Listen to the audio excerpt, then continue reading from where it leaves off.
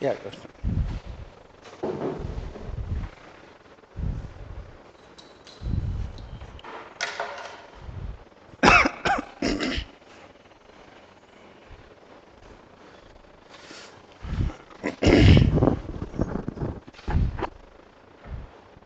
So let us look at the question paper. So before we start discussing the question paper, let me tell you about how to go approach this paper. As all of you know, you must score at least 130 marks in ethics paper to have any realistic chance of getting into top services. Very, very important. You have to score at least 130 marks. Right? Out of these 130 marks, as you know, around 130 marks from section A and section B, 120 marks. In case of case studies, what you have to remember is when it comes to case studies, if you write answers well for case studies, you can easily score out of 20, 13 marks, 13 to 14 marks also. Case studies are like mathematics, optional. If you write well, you will automatically score good marks. So you must make sure that you are getting around 65 to 70 marks in case studies. Here around 50 to 55 marks in section A. Right, that should be your target. Next thing is that in case studies, another thing that you have to remember is that in case of case studies, you must complete these case studies in around 80 minutes. 6 case studies. Time management, important. And when it comes to section A, you require at least 100 minutes because you are answering 13 questions. Automatically, when you have to answer more questions, you have to think more also. It requires more time also. So what is required is we need more time for section A. Whereas if you are writing a case study for 20 marks, once you know the structure, you can easily find out the answer very easily. Then you can write the answer also very fast. So that is the reason why for case studies you must make sure that you are completing them in around maximum 80 minutes. 15 minutes is also a very long period of time for a case study. Maximum 13-14 minutes you have to complete it because you need more time for section A. And as you can see here, almost every year you can see that students normally lose out in terms of completing the question paper. They won't be able to complete the paper. And that is the reason why the focus should be on completing the question paper. Then only you'll get marks. So these are the things which you have to remember. Minimum 130 marks in ethics paper. Whatever may be the difficulty of evaluation, 130 can be easily scored in ethics paper. That's important. Second thing is that in ethics case studies is where you have to get very good marks. And third thing is that you need for answering the questions in case studies, you need very good knowledge of administration because almost every case study nowadays they are asking is only from the perspective of administration only. So these are all the things that you have to remember. Now let us look at the questions. Let us see the questions. Nowadays again, if you look at section A questions also, including last year, most of the questions were asked from administrative perspective only. That is what you have to again remember. Civil servants are expected to be efficient in terms of implementing the decisions of their political masters. But they are also expected to bring about radical transformation of society, and it requires values and ethics. Discuss with relevant examples. So what the question says is that, again last year also the same question was asked. Every year they will keep on repeating the same questions. It says that they have to be efficient in terms of implementing the decisions of their political masters. It is necessary but not sufficient. Why? Because apart from implementing the decisions of their political masters, that is policies, they are also acting as agents of transformation, change, socio-economic transformation. And to bring about that socio-economic transformation, what is required is values. So what kind of values are needed and how those values help them in socio-economic transformation is what, what we have to look at as part of the answer. For example, you need empowerment of a woman, empowerment of women, and this requires empathy. You must feel the sufferings of women. It requires empathy. You must be able to feel the sufferings of a woman. Then only you focus on outcomes rather than implementing rules and regulations. You focus on outcomes. Right? You give the example here. For example, Beti Bachao and Beti Padhao program. What happened? Since they don't have empathy, 70% of the money spent by the state governments was only on promotions. Give that example. Right? Similarly, take the case of bringing about this social transformation in the form of what we call this backward castes, scheduled castes and scheduled tribes. And that requires again, what we call an attitude of selflessness. It requires an attitude of selflessness. Why? Because normally the problem with civil servants is that whenever they do something, they always look for some reward or reward in terms of promotion or promotion or positions or recognition. When they are implementing these schemes, if they are looking for those promotions and postings, their basic objective will be diluted. And that is what exactly is happening. That is the reason why, in spite of the 75 years of independence, in spite of so many schemes that are implemented for the welfare of backward castes, there still remains what we call caste discrimination and untouchability in the society. Why? Because of the dilution of the interests of the civil servants. They work more, they are interested in more their self-promotion, self-interest in the form of postings and promotions, rather than working in a selfless manner. Another important value they must possess to bring about this socio-economic transformation. Next example you can give here. Next example you can give, next important value that you can talk about here. Honesty and integrity. Very important. Honesty and integrity. Right? Next important value you can give here is honesty and integrity. And how this helps them to bring about this socio-economic transformation.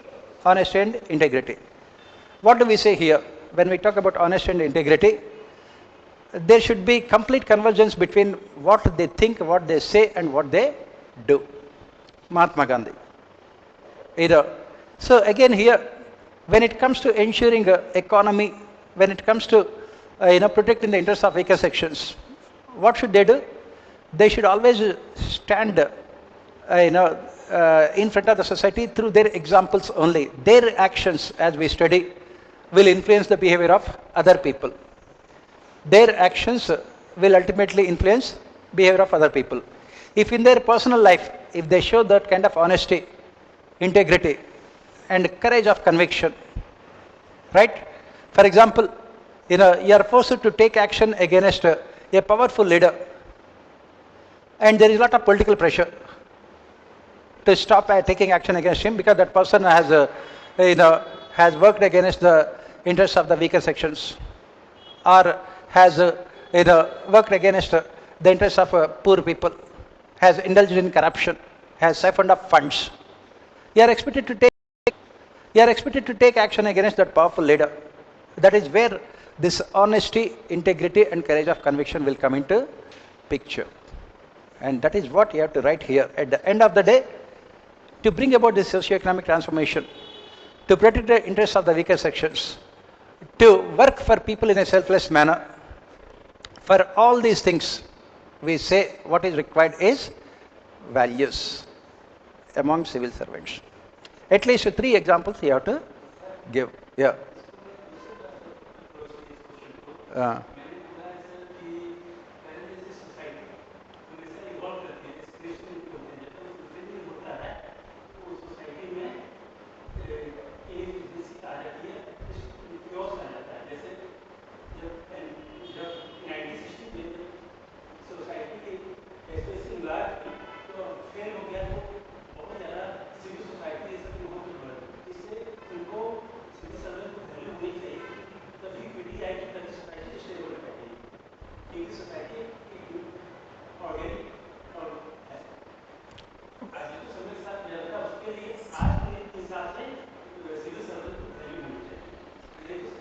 See, you are talking in very, very generic terms, saying that if the civil servants don't have values, it can result in the what we call entropy. Societies will collapse. That is what you have given the example of 1960s because the failure of our bureaucracy to implement land reforms led to Naxalism. That is what you are trying to say here. We are talking about the things in a positive manner. What are the specific values that they must possess and how those values are needed for them to bring about socio-economic transformation. That's what we are saying here. Your answers have to be very, very specific. What are those values and why those values are required and how those values should be implemented. Your answer has to be very specific. Right? Pardon? What to write? Efficiency, it is already given. The question is, there also to bring about radical transformation, it requires values and ethics. What are the examples here can you give regarding the values and ethics that can help them to bring about socio-economic transformation? But sometimes both objectives will clash with political. That is why I said honesty and integrity and courage of conviction. If there is a conflict, you must stand by your value system. Otherwise, it results in politicization of civil services. You become an instrument in the hands of the political executive to continue the exploitation of ordinary masses. That's why we talk about values. Right? That is the reason why we talk about values. Value?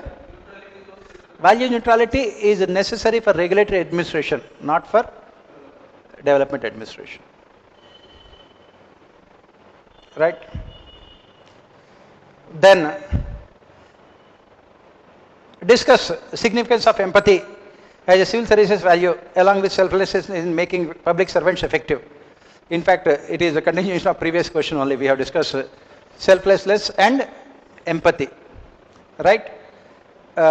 Empathy, as we say that, if I have to answer this question, I will start with a statement that if civil servants have empathy, nothing else matters. Right? If they don't have empathy, again, nothing else matters. That is the statement I will write. If civil servants have empathy, nothing else matters. If they don't have empathy, again, nothing else matters. That is what we say. If they have empathy, nothing else matters. Right? If they don't have empathy, again, nothing else matters. What is the first statement? If they have empathy, nothing else matters. What do you mean by the statement? It means that if they possess this value called empathy, it means that all other values would automatically become part of their personality. If they have this value called empathy, it means that all other values will automatically become part of their personality. What are the other values? Honesty, integrity, selflessness, reverence, faithfulness, impartiality, non-partisanship, objectivity, rationality, love and affection. These are all the other civil services values that we talk about. What do you mean by empathy? What do you mean by empathy? It means that you are able to feel the sufferings of other people. You are able to feel the sufferings of other people. For example, other person is hungry. If you have empathy, you are able to feel his hunger. He has not taken food for say 2-3 days. Obviously, can you feel how it looks like when you don't have food for 2-3 days? Did you ever experience that kind of situation? Never. As a civil servant, you have never experienced that kind of situation. So if you look at the poor people, and if they say that, I have not taken food for 3 days, you will say, oh, I'm sorry. Beyond that, you don't say anything. You only express sympathy. Oh, I am sorry. On the other hand, if you are having empathy, means suddenly you can feel the other person's emotions for 3 days continuously not having any food. Then what do you do immediately? You will go and give food to that person. Do you look for rules and regulations? Do you look for hierarchy? Do you look for written communication? You don't. That is what we say. If civil servants have empathy, nothing else matters. If you have empathy, you will automatically be honest, because you will not misuse the resources of the government, because you know that these resources are meant for poor people. They are meant for only poor people. You will not misuse those resources, because you know that if you are misusing those resources for yourself or for other people, you know that you are deceiving those poor sections of society. Right? Then you will have integrity. You will not work against the interests of our nation. You will be completely selfless. As I said, when the other person is hungry, if you have empathy, you will give food to that person. When you are giving food to that person, do you expect anything from that other person? Please at least recognize my services. This is what we study in Hindu philosophy. That is what we say, Advaita philosophy. What is this Advaita philosophy? The bodies are different, the soul is the same. Your soul is feeling the hunger of the other soul. The only thing is that the body are different. So if you feel the hunger of other person, immediately you will give food to that person. When you are giving food to that person, do you expect anything in return from that person? Like, I want some kind of recognition. At least you come and say thank you. You don't. Why? When you are hungry, that is what you will be doing. Hungry, that is what you will be doing. And when you are taking food, when you are hungry, will you say that I have done a great job? This is the best thing that humanity has seen since beginning of civilization, taking food. And I should be given at least, if nothing else, Nobel Peace Prize. You don't, because you become selfless. That is what it is. So if you have empathy, you have respect for others, you have faithfulness, you will be impartial, you will be non-partisan. With empathy comes all these values. Automatically all these values would become part of your personality. Automatically you will become the most successful civil servant. That is what Ashok Kenka was asked. What is the most important quality a civil servant must possess for him to become successful officer? Ashok Kenka has said that nothing else. He does not require any knowledge of constitution. Not at all required. How does it really matter? What is Article 14 and Article 16?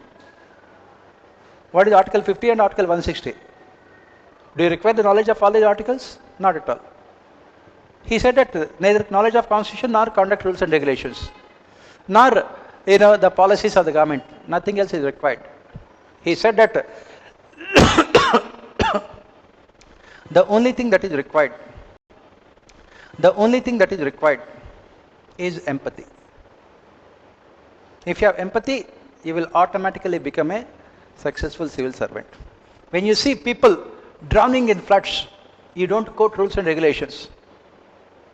You don't quote the limitations on you. You will go and help the people. Let the rules and regulations go to hell, you will say. Tomorrow if there is an inquiry, let me fight out that inquiry, but let me help the people.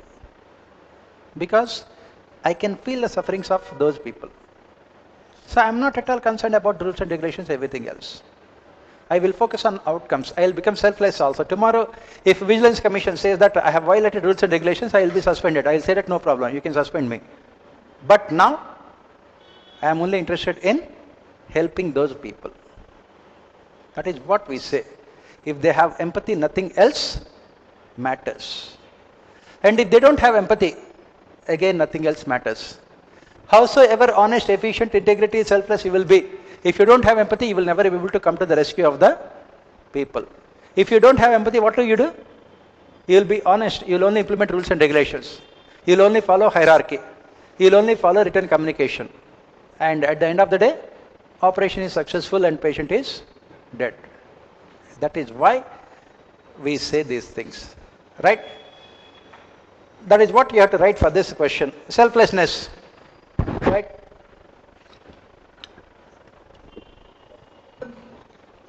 Come to selflessness. Why this selflessness is important? Why? Because, as we discussed, the civil servants, most of the time they look for promotions, postings, transfers. It results in changes in their priorities. It results in politicization of civil services.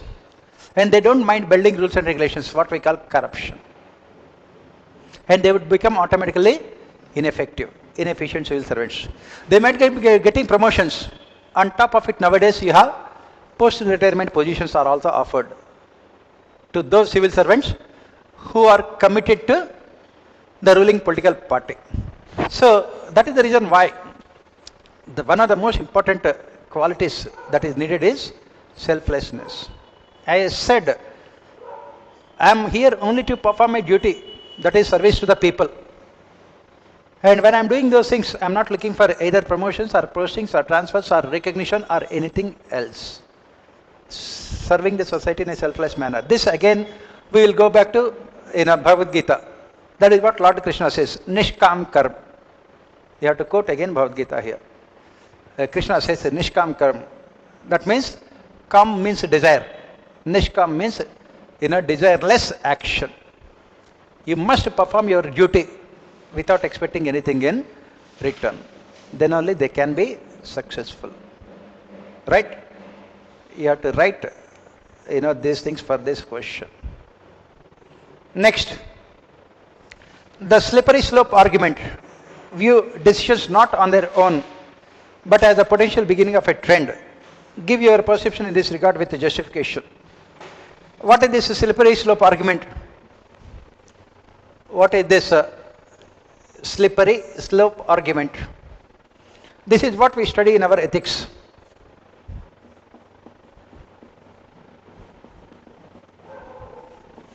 This is what we study in our ethics. What is this argument? Very simple. For example, you are standing on the top of a glacier. You are standing on top of a glacier. And it is like this. If you step here, right? If you make one step here, will you be staying there? What happens? Even before you realize, you will slide down to the bottom. Even before you realize. I don't know how many of you have seen these things. Have you done these kind of things? Right, you find out. Even before you realize. If you are still alive, you will reach the ground. Otherwise, by reaching the ground, you will go up also. Simultaneously. Going down to go up also. That is what happens. So, this is what slippery slope. Once you step on it, you will not be staying there. The only direction you will be moving in is going down. Right? That is what it is. Now, what is the slippery slope argument? In ethics, it says that if we compromise with our value system, even slightly, even if you compromise with your value system, even slightly, it will be the beginning of an end only. It will be the beginning of an end only. For example, you are working as a clerk in the government department. You are working as a clerk in the government department. Right? Suddenly, you need money urgently for some medical emergency in the house. A person has come and he said that, pass my bill. I'll give you 10%, which is around 5,000 rupees. You are working as a clerk in the finance department. The contractor has come. Pass my bill, I'll give you 5,000 rupees. And you need this 5,000 rupees urgently for the medical emergency in the house. Right? What do? You take this money and you pass the bill and he'll give you 5,000 rupees. You can justify saying that I needed this money very urgently because, otherwise it can be problematic for my probably family members. You can justify. But will it end here? Will it end here? Obviously not. Tomorrow you will come out with another excuse. I have to send my children to the good schools. Their neighbors are going to very good schools. I need at least 1 lakh rupees. Tomorrow, 1 lakh rupees price. Day after tomorrow, another big contractor comes. He will say that, I want to say, take my family for a holiday. 5 lakh rupees. So that is what we say. It will only be going down only. Slippery slope argument. That is what it says. They view decisions not on their own, but as the potential beginning of a trend. From then onwards, it will only be going down, down and down. And finally, you will become totally corrupt. That is what it says, the slippery slope argument. And that is the reason why we say that, there cannot be any compromise with value system. There cannot be any compromise with value system. That is the reason why we talk about this means and ends. Illegal, unethical means can never justify ethical objectives, moral objectives. Illegal, unethical means can never justify moral objectives. That is what we say. They can never justify moral objectives.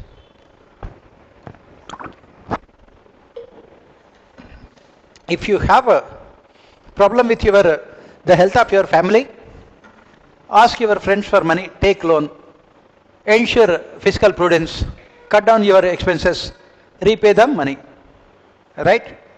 You cannot say that I am taking bribe because there is health problem, health emergency in the family. Then it will go down. It will go down. You take all those big criminals, they start only with a small crime. That is the reason why we say that there can never be any compromise with our value systems. There should never be any kind of compromise with our value systems. Because of this slippery slope argument. Give the example of politicians. Give the example of politicians. What do? They divide the society in the name of religion and caste. They justify it by creating vote banks. It only results in communalism and caste-based conflicts. Right? They say that it is only about winning elections because there is everything is fair in love and war. That is what they say. And that is the reason why deontological ethics are important. Mahatma Gandhi. Means are as equally important as ends. Means are as equally important as ends. These unethical and immoral means can never be justified. That is what we say. Violence can never be the answer to any of the problems. Violence can never be the answer. As Mahatma Gandhi says, an eye for eye can transform the entire world into blind. So this is what you have to write for this question. Right? Right? So, that is the reason why in ethics paper we say that, some people argue that this small kind of gratifications, 500 rupees bribes, or the traffic police constable taking 200 rupees bribe, they can be justified. Nothing can be justified. A bribe, whether it's 1 rupee or 100 crores, both of them are equally wrong. Equally wrong, both of them. Whether it's 1 rupee or 100 crores. Why? Because today 1 rupee will become tomorrow 100 crores. That is what the question says. Next, reverence is the attitude which can be designated as the mother of all moral life.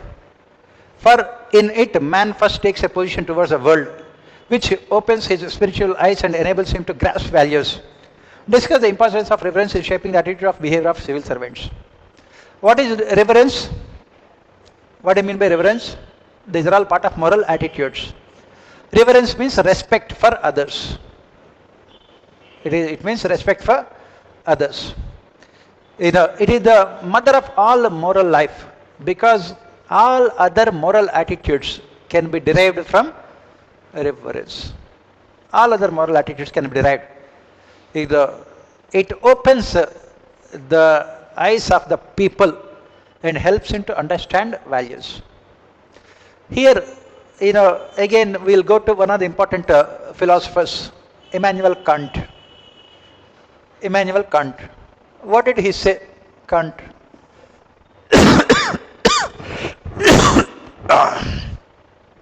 What is the philosophy of Kant? Yes, he said that a society can be called a developed society. A society can be called a developed society only when, he said that a society can be called a developed society only when it treats other human beings as a final ends in themselves. It treats other human beings as final ends in themselves and not as means to achieve some other ends. Not as a means to achieve some other ends. Right? That is what he said. Not as a means to achieve some other ends. That means we must respect the self-esteem, prestige, honor, dignity of people. We must respect the self-esteem, prestige, respect and honor and dignity of people irrespective of their position. On the other hand, what is there in reality? What is there in reality? If you look at the reality, we are living in what we call materialistic societies. And what do we say about these materialistic societies? In materialistic societies, only those people who have money or power or position or popularity command respect in the society. Poor people, backward caste people, women never command respect in the society. Because we are living in what we call materialistic societies. We are living in materialistic societies. That is the reason why reverence becomes very important. We must be able to respect the people for what they are as human beings. And this is very important for civil servants. Why? Why? Because civil servants, even though their name is civil servants, in reality, they are the masters of the people. That is what we say. They are the masters, and being the masters of a people, the irony is that they are called civil servants, servants of people, but in reality, they are only masters. They are expected to serve people, but mostly they rule over people. They are expected to work for the welfare of people who are very far below to them in terms of their dignity, power, position, prestige and status. You are a district collector and you are expected to serve a person living below poverty line. Can you? Is it possible for you? No. Why? Because you are part of the same materialistic society. Have you ever seen a district collector standing up from his seat when a poor farmer comes to his office? That is what we say reverence. That farmer is at least twice his age, but he will never. On the other hand, a minister comes, he will run from his seat to go and touch the feet of minister, and the minister is a criminal. Right? That is what we have seen. That is the reason why reverence becomes very important. Unless they have respect for those poor people, for those scheduled caste and scheduled tribe people, for those sections of society, women, they can never empower those sections of society. That is the reason why reverence becomes a very important value. Right? Yeah. Pardon? Uh, reverence in? Uh,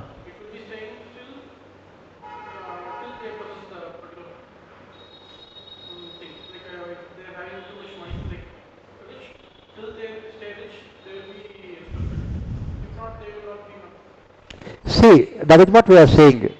That is the reason why we should move towards a society when we respect the people irrespective of their position or status. That is how Immanuel Kant defined a developed society. As I said, when the Prime Minister meets other countries' president and Prime Ministers, he will stand up to receive them. Will the Prime Minister stand up to receive a beggar in his own country? That is what I say reverence. That is where the problem is. Right? Next, discuss with relevant examples how political attitudes influence the functioning of democracy. Yeah. Yeah. Pardon? Conclusion. That is what I said. Why this? It is important because as I said, the civil servants, as the name indicates, are expected to serve the people, but they are in positions of power, whereas people are at lower level in terms of hierarchy. Those who are at the top level are expected to serve those who are at lower level in terms of hierarchy. When can they serve the people at lower level in hierarchy? Only when they have respect. That is what you have to write. And give the example. What is the reason why most of the schemes are there only on paper? They are never implemented in reality. What is the reason why after 75 years of independence we still don't have any, women empowerment? Why? Because we don't have any respect for women. Right?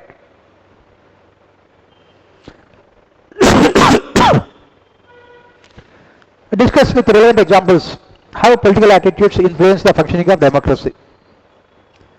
As we study, it is the attitudes and behaviors that influence the functioning of any society. And what are these attitudes and behaviors? They are the traditions, customs, laws, rules and regulations that people follow over a period of time. When it comes to political attitudes, as we study, we say that these political attitudes are defined by three important factors: emotions, emotions and sentiments, values and beliefs, and finally cognitions. Emotions and sentiments, values and beliefs, and cognitions. Right? And cognitions. So, how they are influencing the functioning of democracy. Take the example of India. In India, as we mentioned, initially it was the values and beliefs that influenced the functioning of our democracy between 1947 to 1967. Political ideology of Congress party is what that really influenced our electoral outcomes and the functioning of our democracy.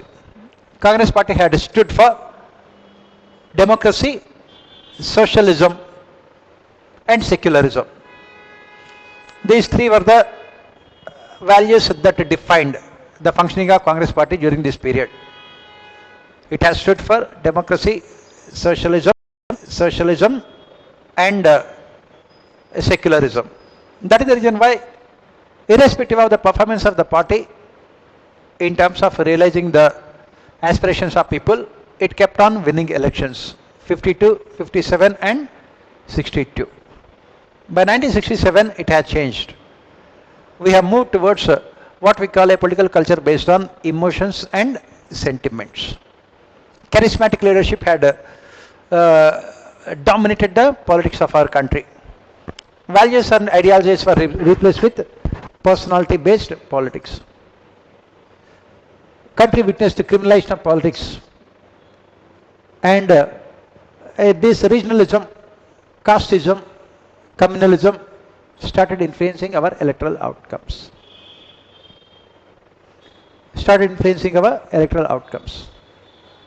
And by 1990, due to this liberalization, privatization and globalization, we have moved towards what we call a political culture based on cognitions also. But this was restricted with mostly again uh, religion and caste dominating the electoral outcomes. Apart from this, in recent times, we have seen aggressive nationalism also dominating electoral outcomes in our country. After writing all these things, then you have to talk about what could be the solution. We have to create awareness among the people about their rights so that the essence of democracy, that is accountability, can be realized in reality. You have to create awareness among the people about their rights. So this is what you have to write for this question. Sir, what will be the ethics-based answers? There is nothing like ethics based answer here. This is part of ethics only. Everything is ethics only. Everything is ethics only. Attitudes and values are part of ethics. Can we talk about the values and ethics being more important? See, this is a standard thing that you have about values, beliefs, and policies. But in terms of ethics, the society, in general ethics, people are like, okay, what materialistic things. But that is not related to the question here. How political attitudes are influencing the functioning of democracy? Where is the question of materialistic societies and everything else here? What you are talking about is completely different. That is about materialistic societies. That's not what we are talking about here. Right? Next, transparency and accountability have only symbolic value in our administration. Neither the political executive nor bureaucracy made any sincere efforts to achieve them in reality. Comment. Again, every year the same kind of questions will be repeated. Last year the reasons why RTA was a failure. The same question I have given it in a different manner. Ethics paper, they will repeat the same questions. Why? They have only symbolic value in our administration. Why? Because all this is part of what we call Gandhian rhetoric. Our constitution is based on some of the ideals that Mahatma Gandhi propagated. That is, Gandhi wanted an accountable administration which is accountable to the people. Right? He wanted the state only to be the trustee of the resources of the people.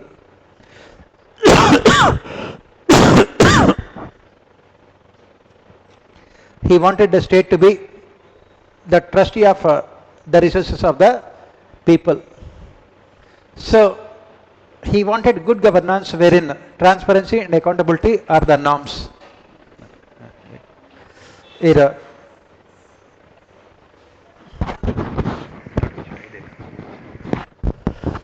So, that is the reason why, as part of rights-based approach, we spoke about transparency in administration, right to information. And we also spoke about accountability, say in the form of citizen charters or social audits. But as I mentioned here, they only have symbolic value in our administration because these reforms are only implemented, whether it is RTA or citizen charters, are only implemented in letter but never in spirit. Why? Because neither political executive nor bureaucracy have made any sincere efforts to achieve them in reality. So the question that we are asking here is why and what are the solutions? What is the reason why neither political executive nor bureaucracy have made any efforts to achieve them in reality? Why? Why? Because any kind of these reforms would make bureaucracy answerable to people, both political executive and bureaucracy answerable to the people. We have representative democracy. You have representative democracy wherein accountability is measured only in terms of electoral success or failure. You have only representative democracy wherein this electoral success is measured in terms of only electoral success is the one that determines the accountability. for the next 5 years, no government want any kind of accountability. On the other hand, we have only continued with colonial bureaucracies. We have only continued with colonial bureaucracies. We have not made any changes to our bureaucracy in the last 75 years or so, wherein the Britishers deliberately made sure that bureaucracy would never be made accountable to the people. Combined together, political executive and bureaucracy never showed any real commitment to either transparency or accountability in administration, because status quo is what that they prefer all the time. Status quo is what they prefer all the time. That is the reason why RTA and citizen charters, one transparency, other one accountability, have been a failure. They have been a failure because they do not want. They have been implemented only in letter. Then talk about the recent amendments made by the Parliament to RTI, which made completely sure that RTI would become totally ineffective, taking away the autonomy of our information commission without changes. Then what is the solution? As we say,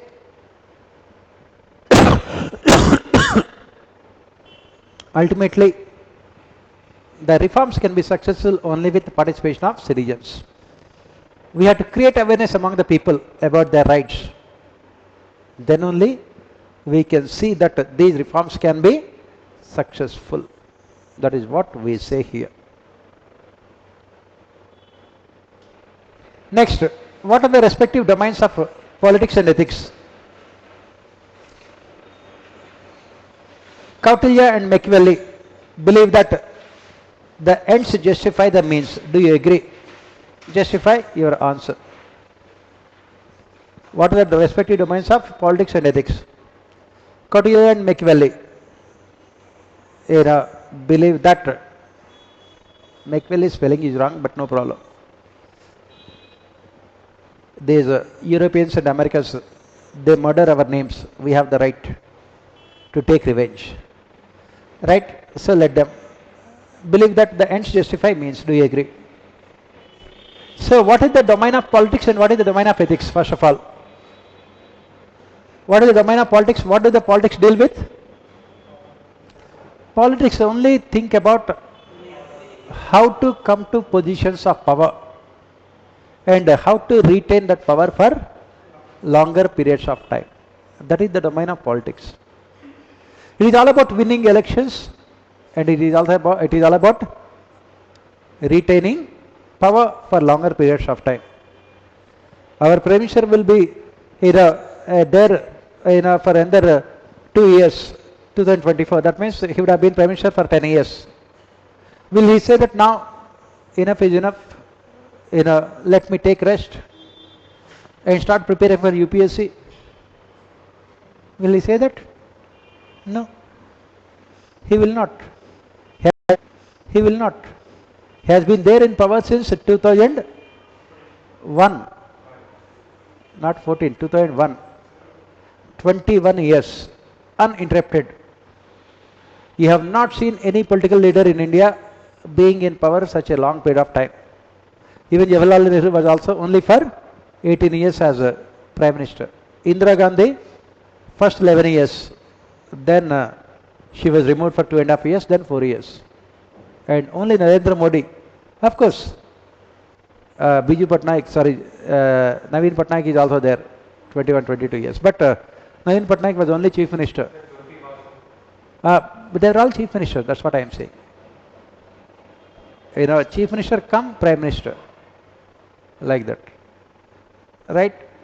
So will he say, no, let me, that is what we say. Politics is all about winning elections and retaining power. That is the domain of politics. What is the domain of ethics? What do the ethics teach us? Ethics teaches about the overall welfare, well-being of the society. It says that ethics say that if there is conflict between self-interest and societal welfare, they say that we must sacrifice our self-interest for the sake of the society.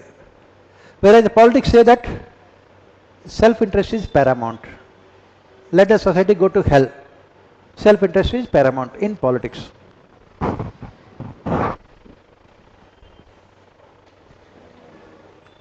Politics says that what is important is only self-interest. So do both of them go together?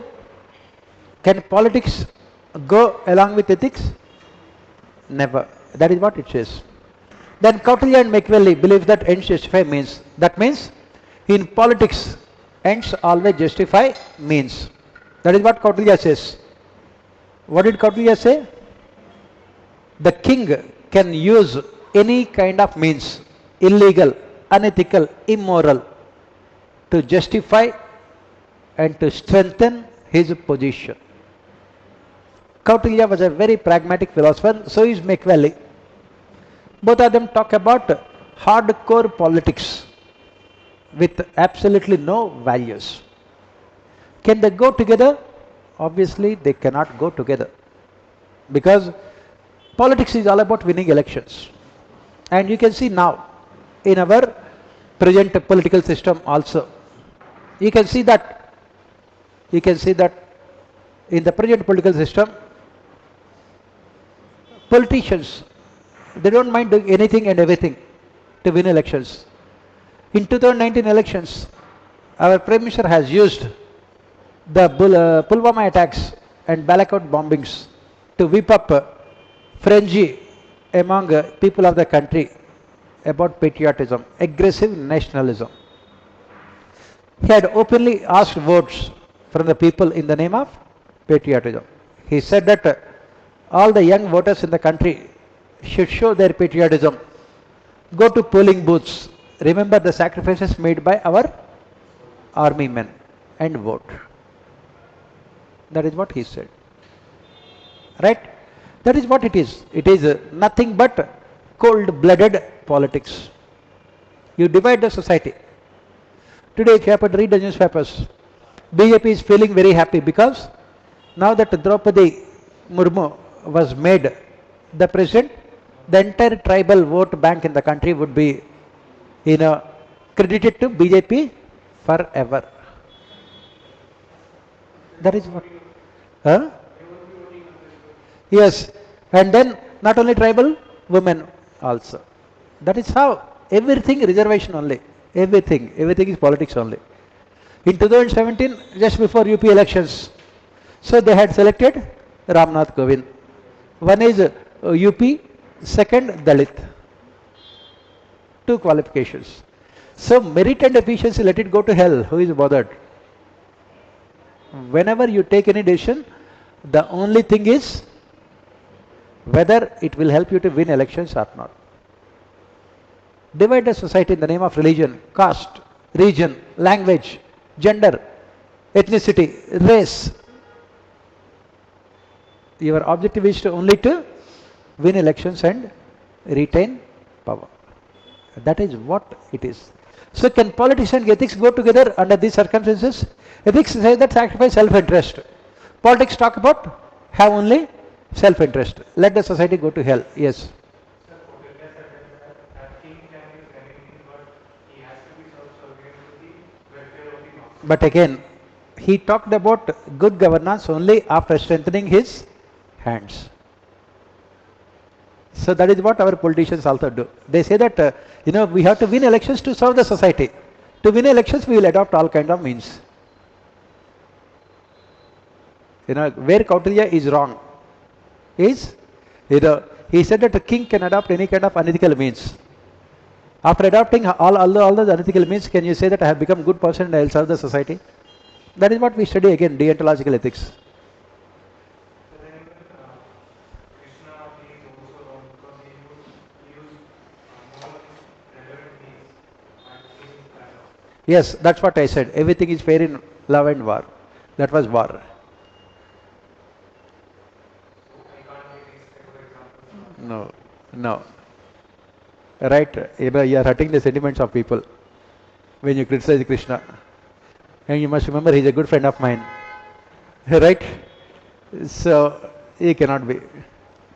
So now what you have to think about is how to you know justify your answer. Is there any way when politics and ethics go together? Pardon? Yes. You must create so much awareness among the people that they should be able to see the mechanizations of the politicians here in terms of dividing the society. They should ask BJP, just by selecting a tribal woman for a ceremonial position, you think that you have empowered the tribals or women.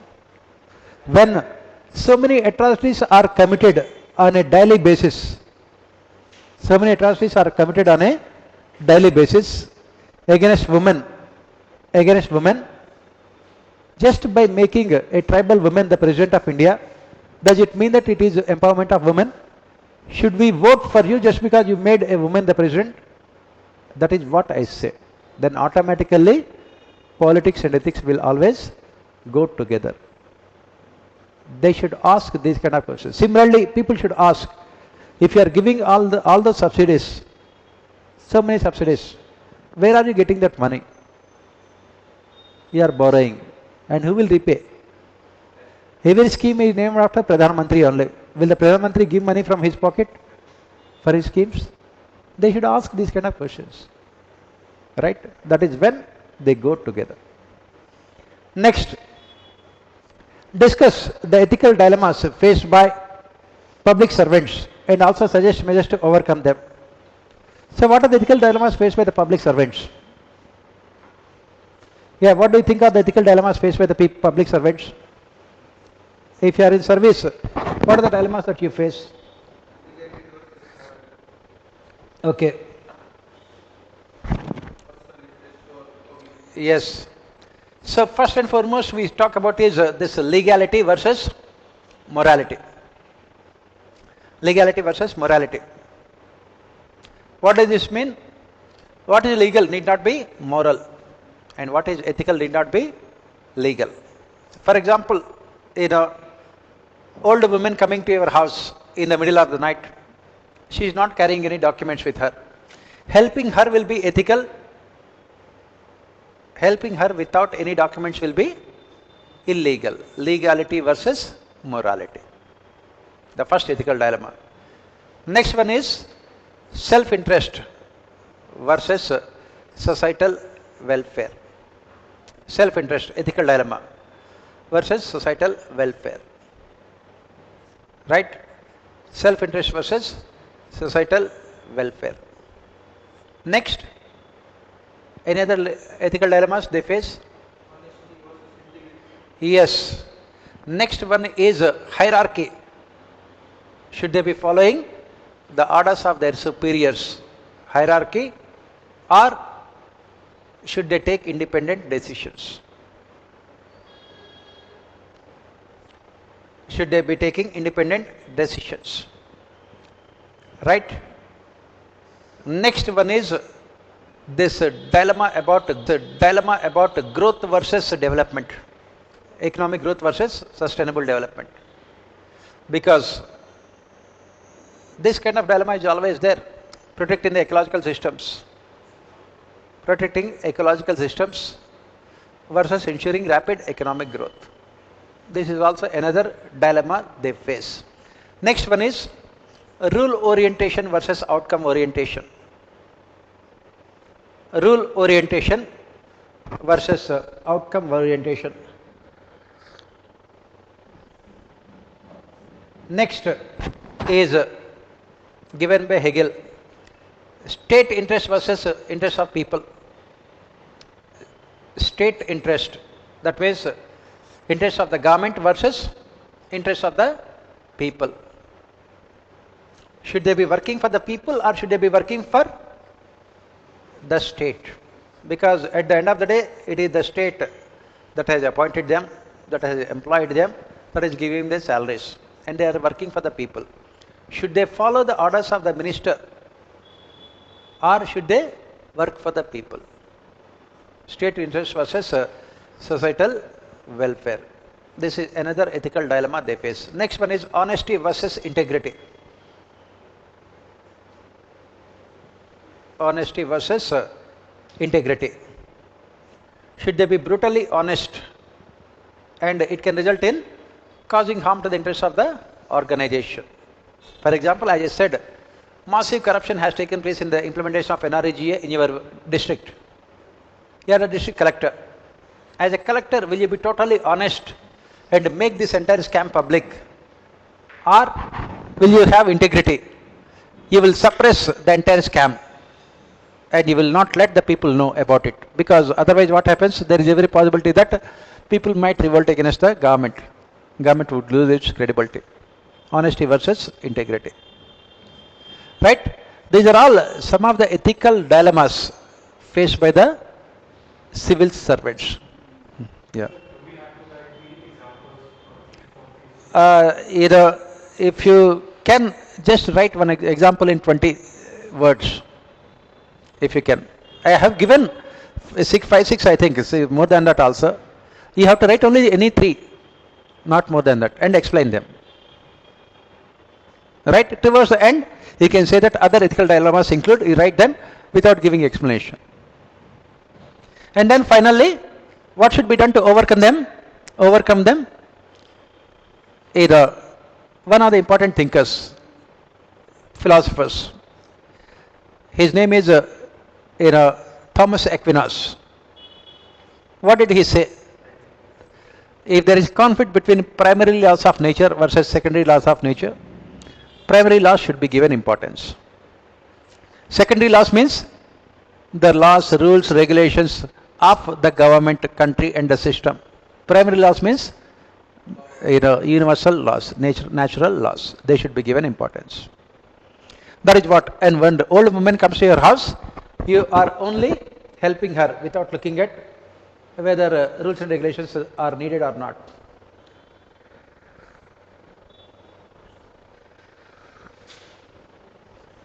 Right? Next. What does each of the following quotations mean to you? Happiness is when what you think, what you say and what you do are in harmony. Please remember, every year they are giving 3 quotations. And whose quotations they are giving, that also I will give you. One quotation is about Mahatma Gandhi all the time. Second quotation, Vivekananda. Third quotation, any other philosopher. It can be Socrates, it can be Aristotle, it can be Abraham Lincoln, it can be Abdul Kalam, anyone else. But one Mahatma Gandhi always is there. So you go to internet and look at all the quotations of Mahatma Gandhi. Right? That is important. Happiness is when what you think, what you say and what you do are in the harmony. This is the quotation of Mahatma Gandhi. Right? It is the quotation of Mahatma Gandhi. Right? And what is the meaning of this statement? What is the reason why people don't happy? There should be complete convergence between what we think, what we say and what we do. That is what is called total honesty. Aristotle also has spoken about these things. Wisdom. He has spoken about these things, wisdom. So he spoke about, Aristotle spoke about, what is perfection. He said that perfection lies in, what is happiness lies in perfection. Who is a perfect human being, between vices and, who can make a common ground between vices and morals.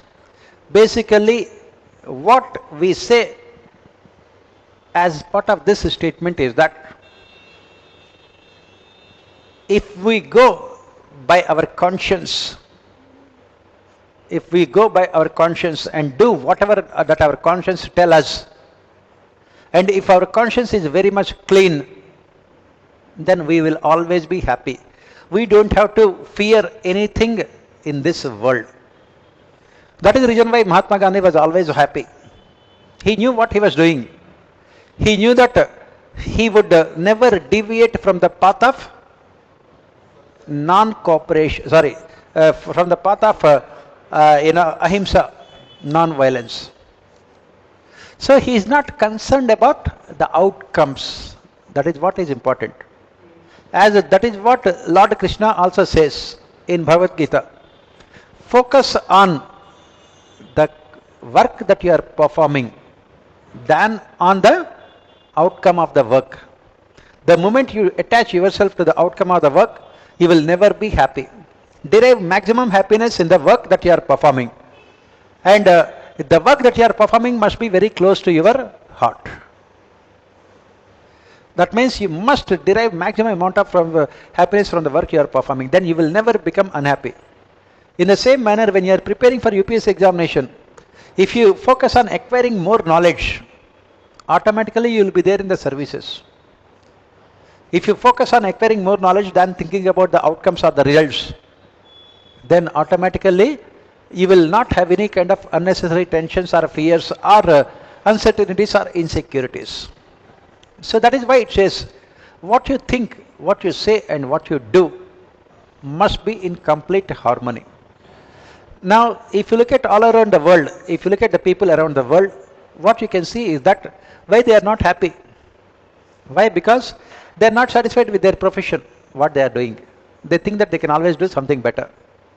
This kind of emptiness, this kind of non-fulfillment is what that makes them mostly unhappy. Not everyone can become the Prime Minister of the country. Definitely you must have the desire, because it is the desire that will drive you to work hard to achieve your goals. But at the same time, make sure that you have that kind of convergence between what your future dreams and what your present deeds are. Do not forget about what the present deeds are and derive happiness from what you are doing, and automatically you will realize your future dreams also. And then, since you are deriving maximum amount of pleasure in what you are doing, because it is very close to your heart, you will always be happy.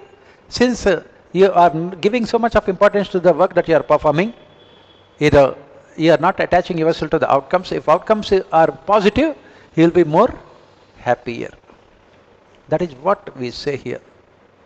Most of the people in the world are unhappy because there is no convergence between what they think, what they say and what they do. That is the reason why those who are totally honest people, totally honest from inside as well as outside, they don't have to fear anything. Again, go back, this Epicurus, Greek philosopher, he said that what is happiness? When you overcome the sense of fear. When can you overcome the sense of fear? When you think, what you say and what you do are the same. What you are doing is 100% right. You don't have any fear. That is the reason why Mahatma Gandhi was asked by the judge, do you accept guilty? Are you guilty of committing this crime? Mahatma Gandhi has said that no way, I am not going to accept that I have committed a crime here. And judge has said that if you accept the fact that you are guilty of committing the crime, I can leave you also. I will not give you any punishment also. British judge. Gandhi has said that no way. I have not done anything wrong. I am very happy with what I have done. And it is for you to decide what kind of punishment. He was given 5 years sentence, 6 years sentence in jail. That's it. Gandhi was very happy. Why? Because complete harmony. Whenever you are writing answers to these kind of statements, always better to give examples from the lives of great people. Give the example of Vivekananda. Vivekananda, for most part of his life, he did not have any food to eat also. Please remember, Vivekananda died at very young age, 40 years. Why? Because during his youth, he did not have food to eat. And that is the reason why he died. He lived in very extreme poverty. He did not have. He could have used his intelligence to earn any amount of money, but he did not. He knew what his life ambition is. That was the reason why this physical hunger did not impact his inner happiness. Right? So is Gautam Buddha. He left, his house. He left the comforts and luxuries that comes with his palace. He chose to be on the path of enlightenment and he was very happy. On the other hand, look at the politicians. They achieve so much. Why they are not happy? What they think, what they do, and what they... Have you ever seen any politician smiling? When was the last time you have seen Sonia Gandhi smiling? She stopped smiling after the birth of Rahul Gandhi. Right? And looking at him all the time, she has only one feeling, depression. Come to the second one. The whole secret of existence is to have no fear. Never fear what will become of you.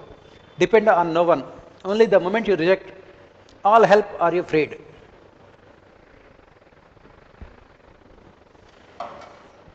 This is the statement given by Vivekananda. And almost the explanation will be the same as the previous one. Right? Again, that is what I said. Epicurus. What did he say? Real happiness is when we can overcome the sense of fear. You look at it, almost all of us. Aristotle, this is not, is it Aristotle? No, I think it is Aristotle. No, it is Vivekananda. It is Vivekananda's statement. Certainly. I have given it, so don't worry. So it is the statement given by Vivekananda. The last one is Aristotle's statement. Aristotle's statements are a little bit confusing. They are intellectuals, so you cannot understand them very easily. Right? This is Vivekananda. Huh? Acha, you have written as Aristotle.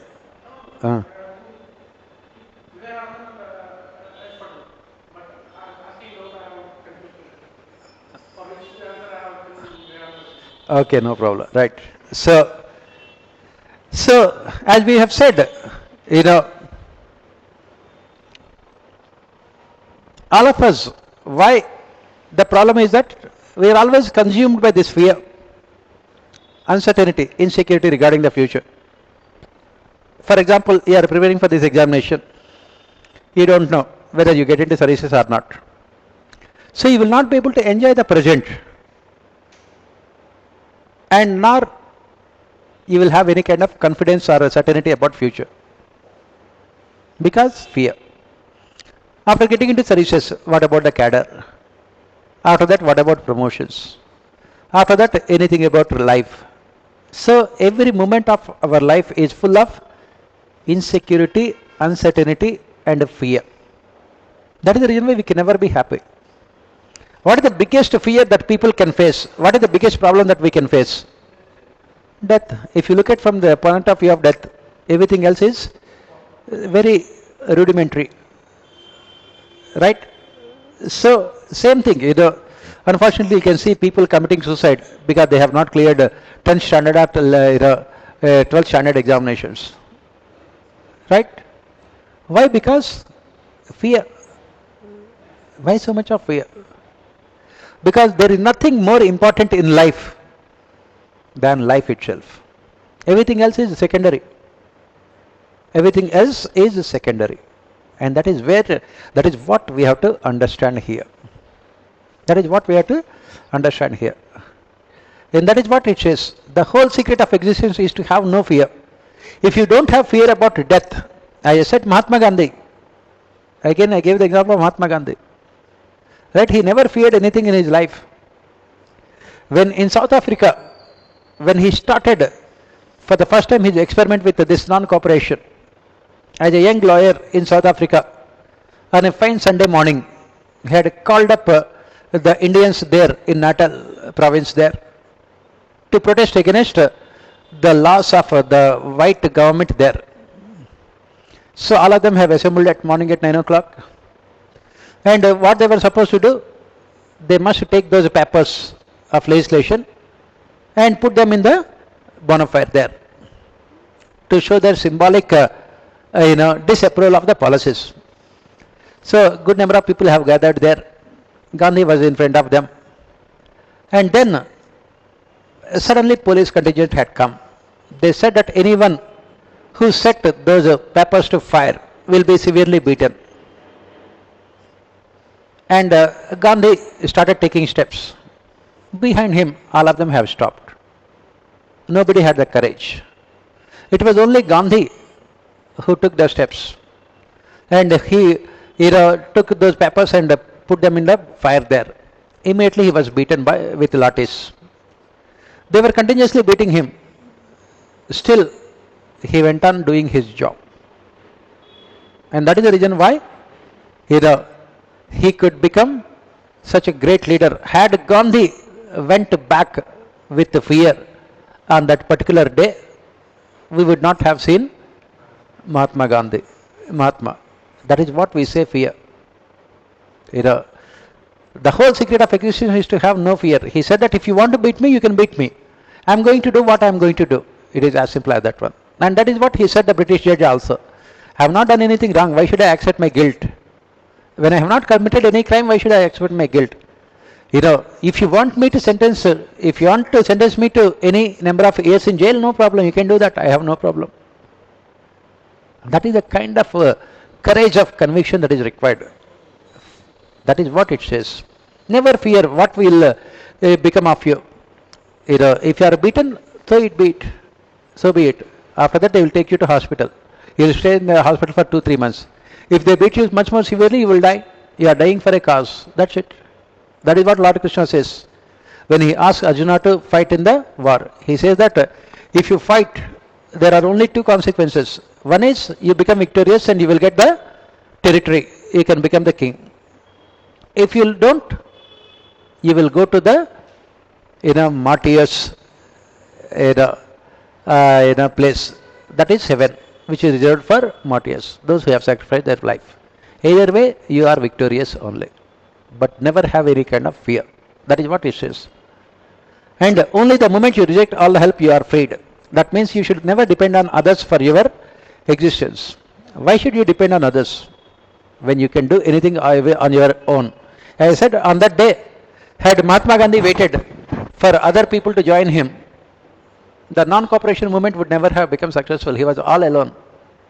When the people did not come along with himself, he was alone.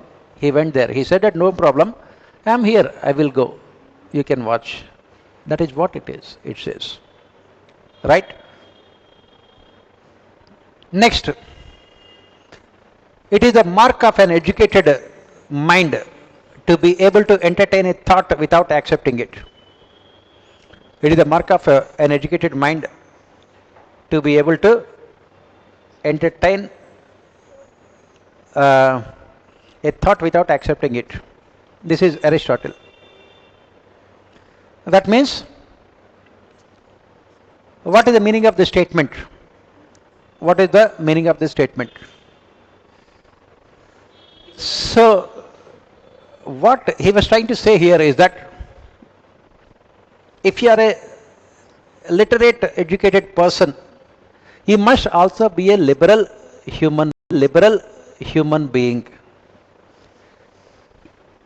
You need to be liberal in terms of your thought process. Right? So you must accept the diversity, you must accept the heterogeneity in the society.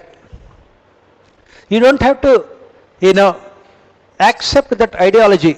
At least think about that ideology. That is what it says. The problem with that, you take the case here. If you take all the liberals in our society, the so-called liberals in our society, they are extremely conservative. All the so-called liberals, they are extremely conservative. Why? They blindly oppose everything which is so-called traditional. For example, they oppose, they say that what is this nonsense called idol worship? Why should I worship? Why should I go to the temple? I'm a rational human being. God is there in human beings only.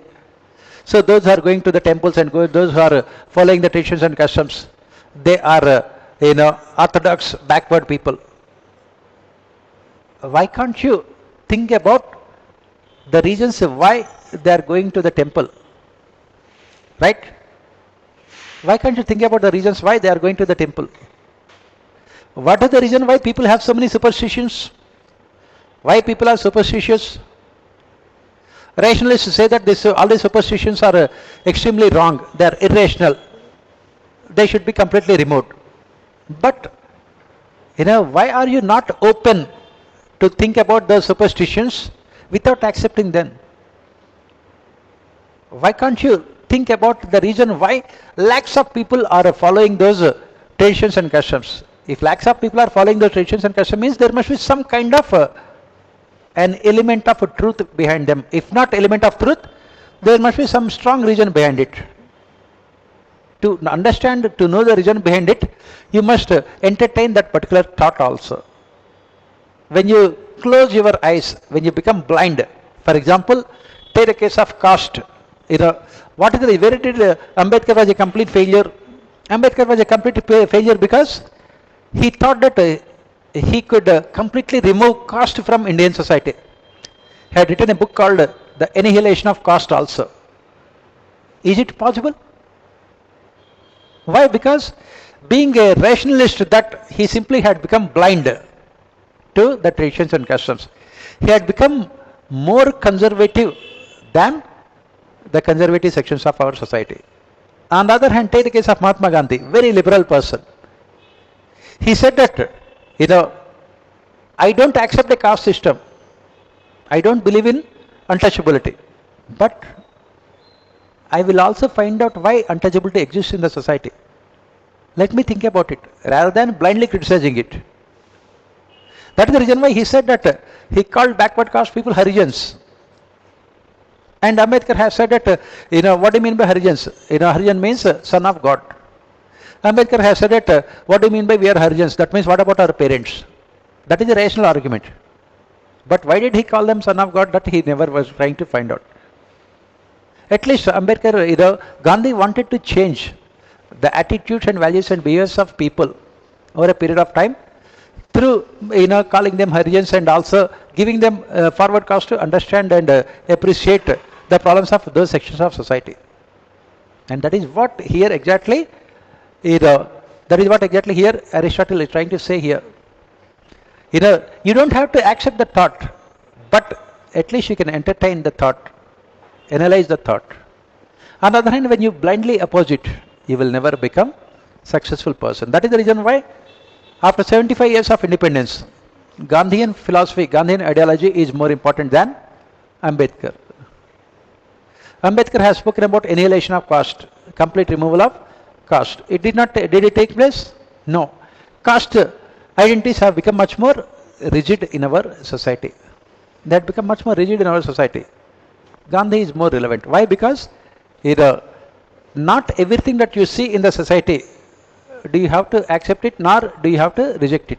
But at least entertain the thought, find out the reason, then come out with the solutions. That is what we require now. We need that kind of liberal mindset. For example, this is the problem right now, communal violence in the country. We are not willing to open up our mind to other religious traditions and customs.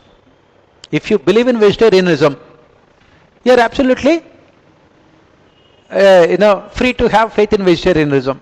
But at the same time, spare a thought for those who are non-vegetarian also, rather than blindly opposing everything that is non-vegetarian, saying that they are animal eaters, they are indulging in violence, they are Caliban,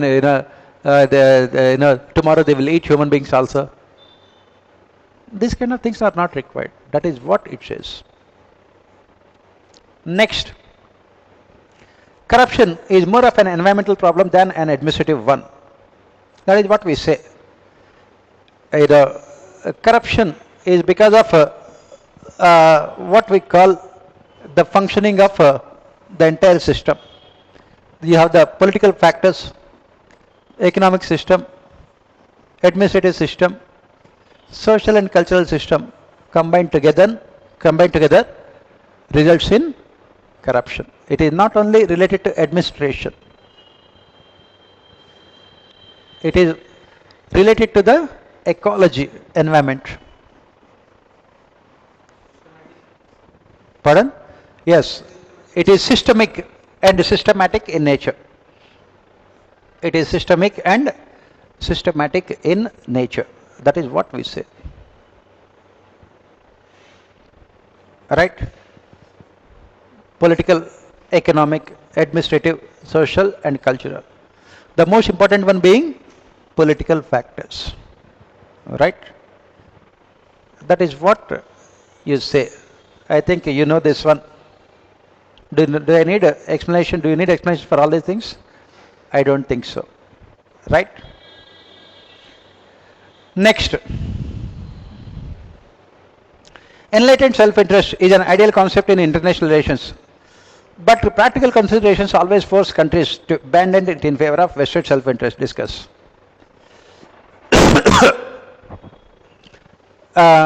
Enlightened self-interest. What is mean by enlightened self-interest? What do you mean by that?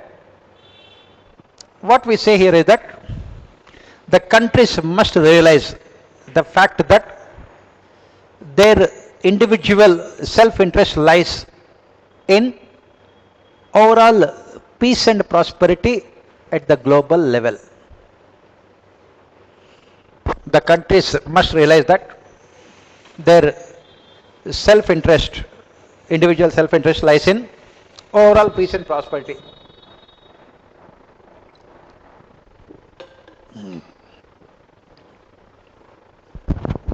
Overall peace and prosperity at the global level.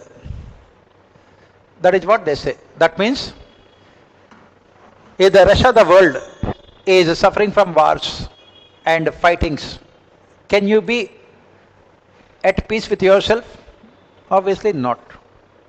This is what we study in our ethics paper also.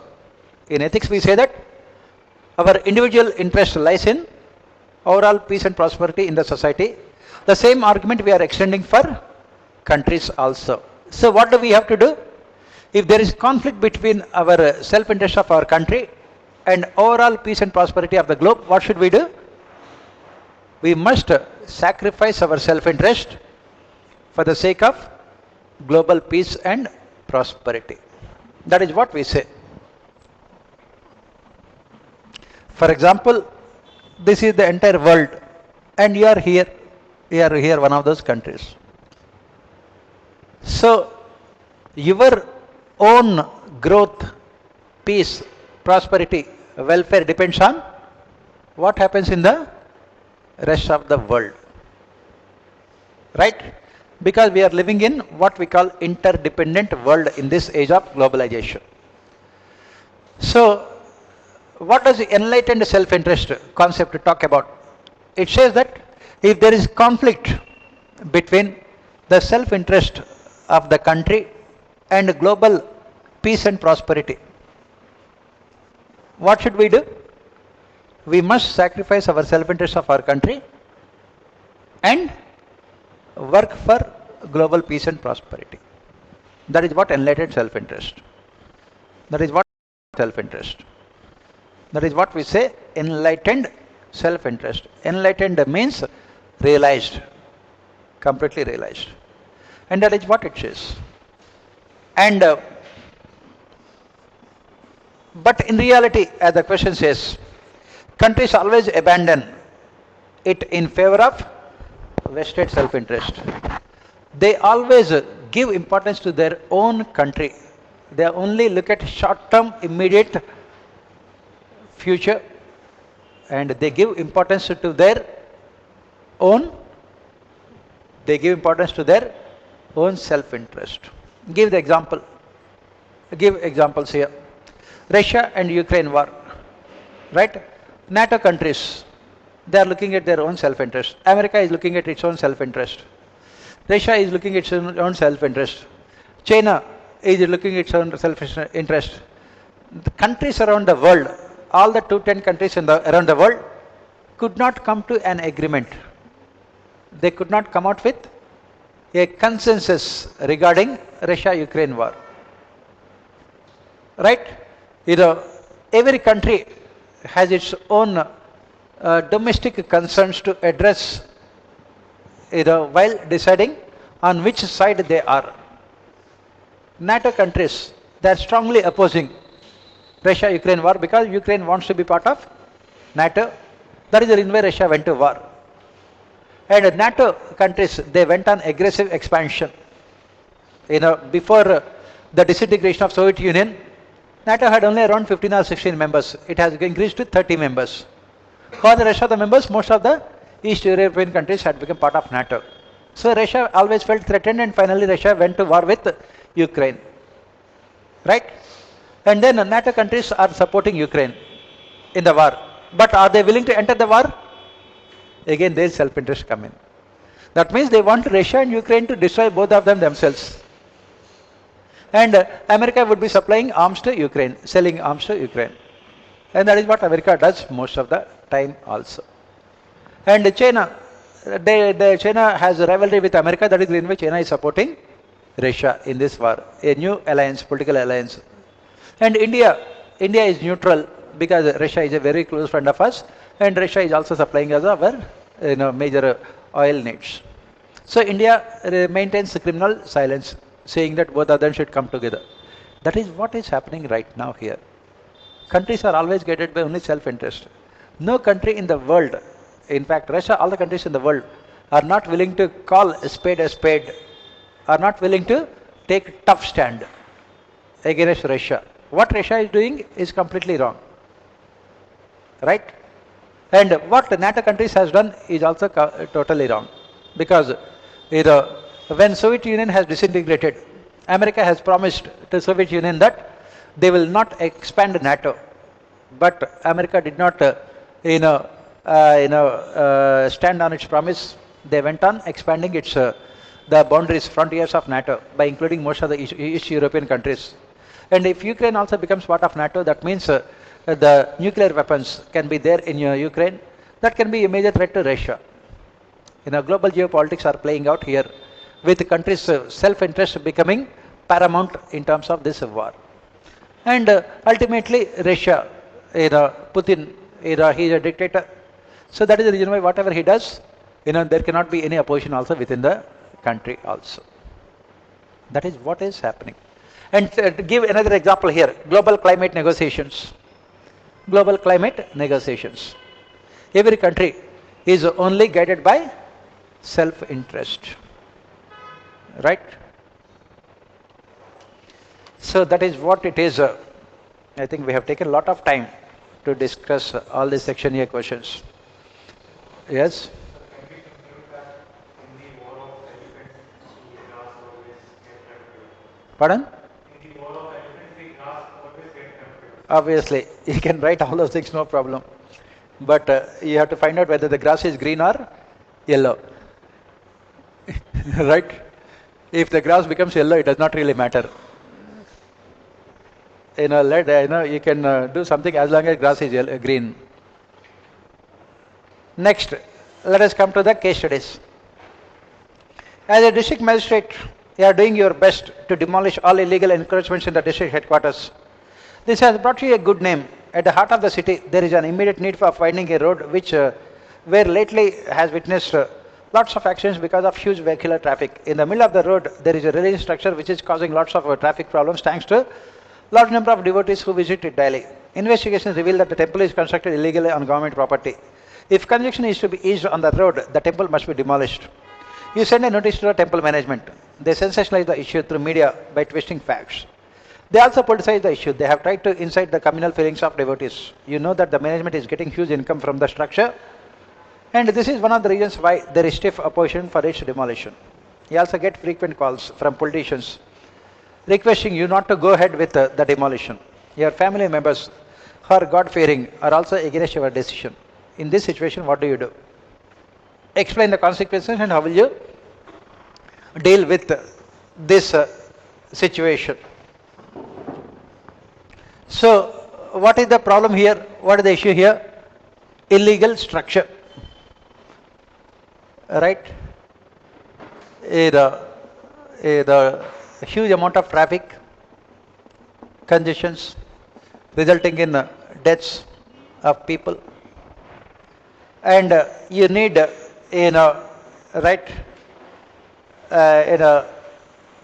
you need widening of the road so that traffic can be eased. But the problem is that there is this illegal structure there. And there is so much of opposition to demolition of this illegal structure. Right? That is what the issue here is.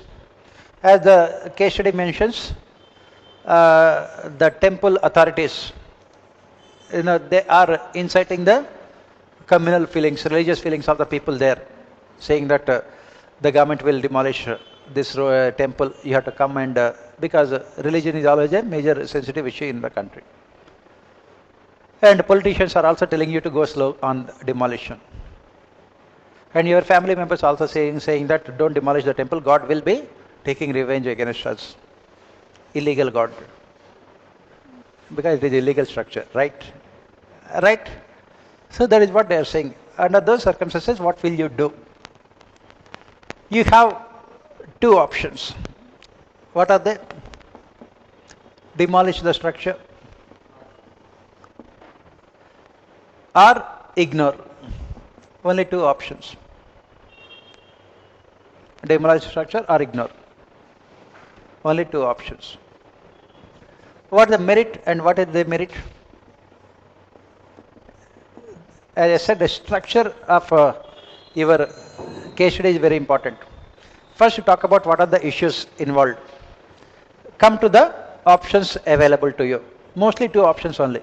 Don't spend too much time here. Merit write in one line, demerit write it in one line. Here also write merit in one line, demerit in one line. What is the merit here? If you demolish the structure, your actions are legal and you will overcome the problems of traffic congestion. It can reduce deaths also. And what is the demerit? It can lead to communal violence also. Communal violence also. The situation might go out of hand also. Right? If you ignore it, what is the merit? You are able to prevent communalization of the issue.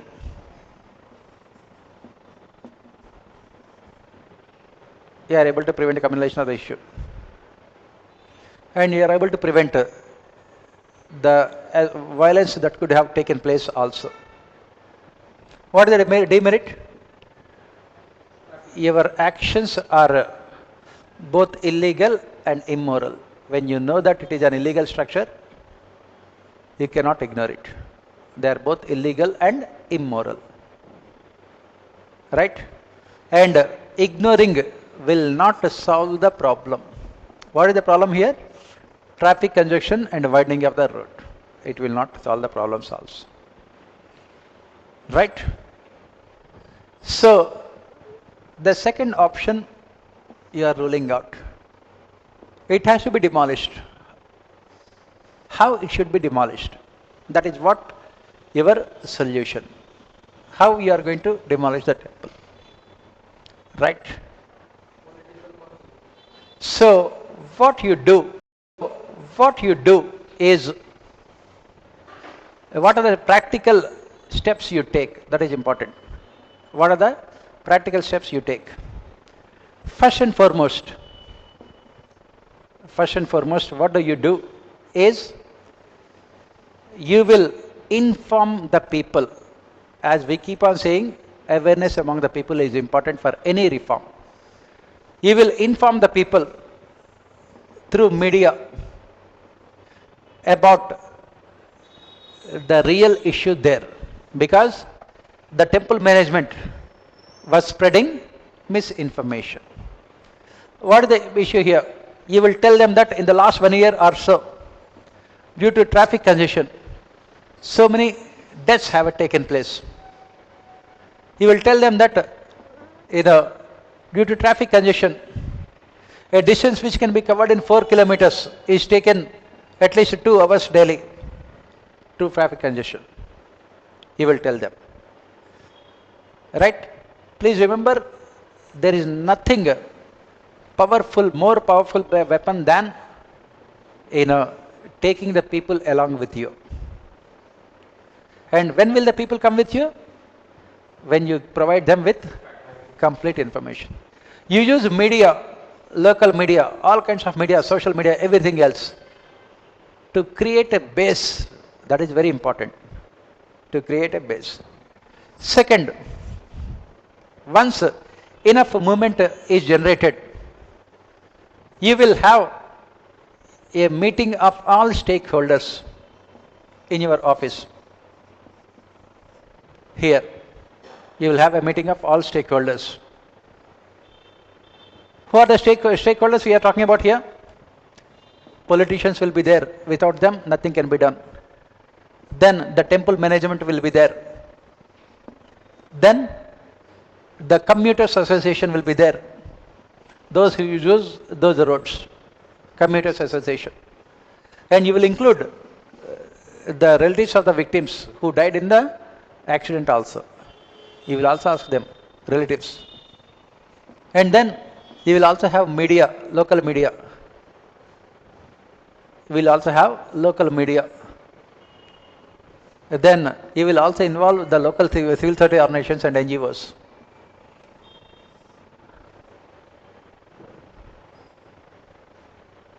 CSOs and NGOs. You will include all of them. Then you will explain to them, this is what is happening. Under no circumstances, the status quo can ever be maintained. You will explain to them.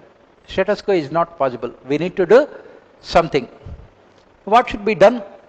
You please decide. You will say that I am not going to decide. You please decide. Stakeholders, citizen-centric governance. And then you will give them the options. I am giving you some options.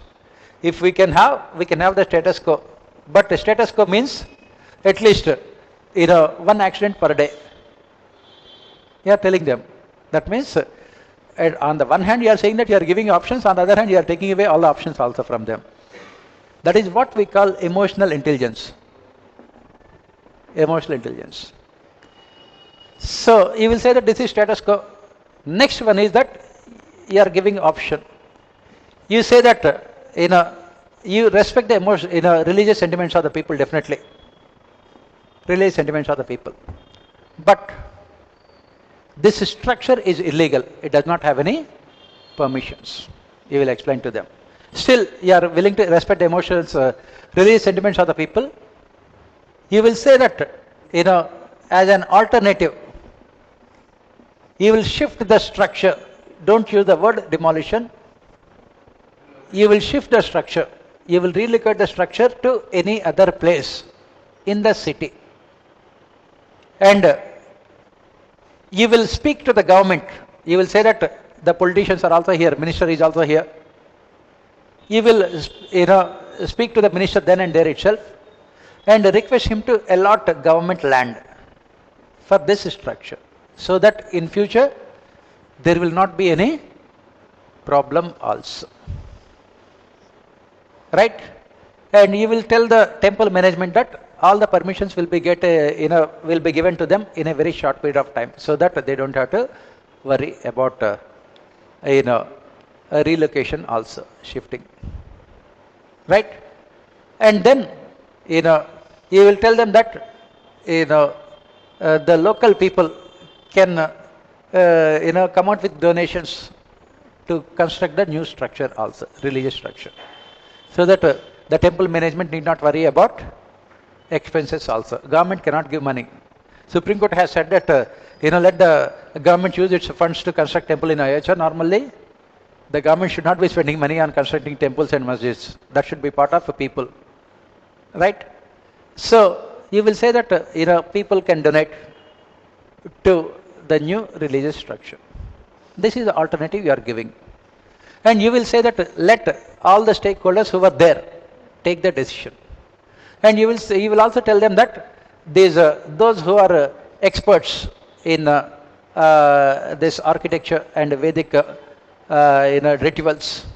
They are the ones who would be relocating the idol in the temple strictly according to Puranic practices, Hindu Vedic practices, so that there will not be any hurt in the sentiments of the people also.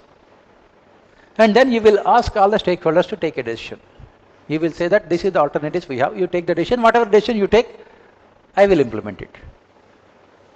Obviously, what is the decision? Second one, then you will implement it. And you have to come out with long-term solutions. Very important. So, in the presence of media and the minister, you will say that, you will try to find out all the illegal structures in the city and make sure that all of them are demolished without any trouble also in the future. Everything would be done in a transparent manner. That is what you have to write for this case study.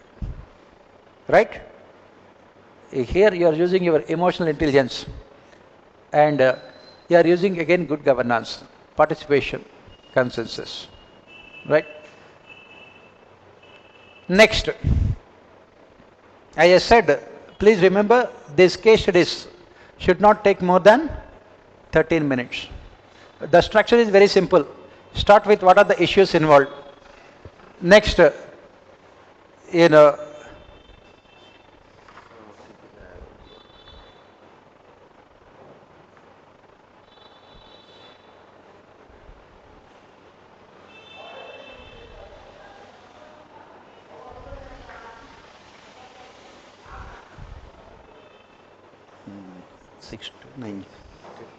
6290. So, yeah. How many pages? Huh? 250 words. 250 words. Even if you write less than that, no problem. 250 words means 2.5 pages. 100 words, 1 page. 2.5 words, pages. 2 pages, it might be less. 2 pages means you are writing only 200 words. It will not be sufficient. 2.5 pages. Next, you are invited to preside over a Gram Sabha meeting in one of the Gram Panchayats falling under your jurisdiction. Look at the case study, it is so long. Like UPSC is giving. Nowadays UPSC is giving case studies running into pages only. The case study itself will be around 1500 words, like essays. They are doing like that. That's why I gave this kind of case study. The Gram Sabha was called to take a decision on 2 crucial things: to identify and confiscate fake job cards used under MGNREGA scheme, and also to choose the beneficiaries to allot houses under Pradhan Mantri Awas Yojana. He had ordered a month ago to all Gram Sabha secretaries to conduct programs to create awareness and advertise about Gram Sabha so that people would participate in large numbers. Unfortunately, on the day of Gram Sabha to which you were invited, very few villagers turned up. It is mandatory that at least 1/10 of the members of Gram Sabha, those whose names are in electoral rooms, attend the Gram Sabha. But on the day, less than 1/10 were in attendance. At the same time, all the Panchayat members were present. They all insisted that the Gram Sabha should continue, as people would slowly come and attend as the meetings progressed. Somehow you were convinced and meeting started. Those few who attended were chosen by vote to get homes under after verification that they met the criteria under the scheme and Pradhan Mantri Awas Yojana. Job card verification was not possible as there were no people at the meeting. Next day, you received a complaint by villager accusing a Panchayat members of coercing a Panchayat secretary to conduct Gram Sabha on a date when villagers had gone out to neighboring village to attend a festival. According to the complaint, this was done to stop identification of fake job cards, which some elected Panchayat members had themselves created to siphon off money. The complaint also has alleged that you and the Panchayat secretary had taken bribe from the Panchayat members to conduct a fake Gram Sabha meeting. There was also allegation that beneficiaries who got allotted PMAY houses were actually all relatives of Panchayat members present on the day of Gram Sabha. Identify the major issues and your options in the case study. As a responsible officer, what were your duties prior to conducting Gram Sabha and what course of action you should follow after receiving the complaint? So what is the problem here? The Gram Sabha meeting was held without any quorum also, and you were attending it, the panchayat members has forced you to conduct the meetings of Gram Sabha, and it was alleged that these panchayat members they had made sure that all the houses under PMVY were given to their own people, and also job cards identification was also not done. Lot of corruption was there. And next day you received a complaint that this Gram Sabha meeting was held deliberately on a day when rest of the members, rest of the people in the village went out of the city to celebrate a festival. And they alleged corruption also. They said that you himself also were involved in that whole exercise. Identify the matter, what are the major issues and your options, and what will you do? So what are the major issues here? What will you do? What are the major issues and what will you do?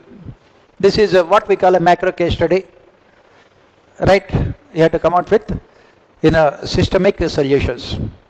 This is what I find in most of the Gram Sabha meetings.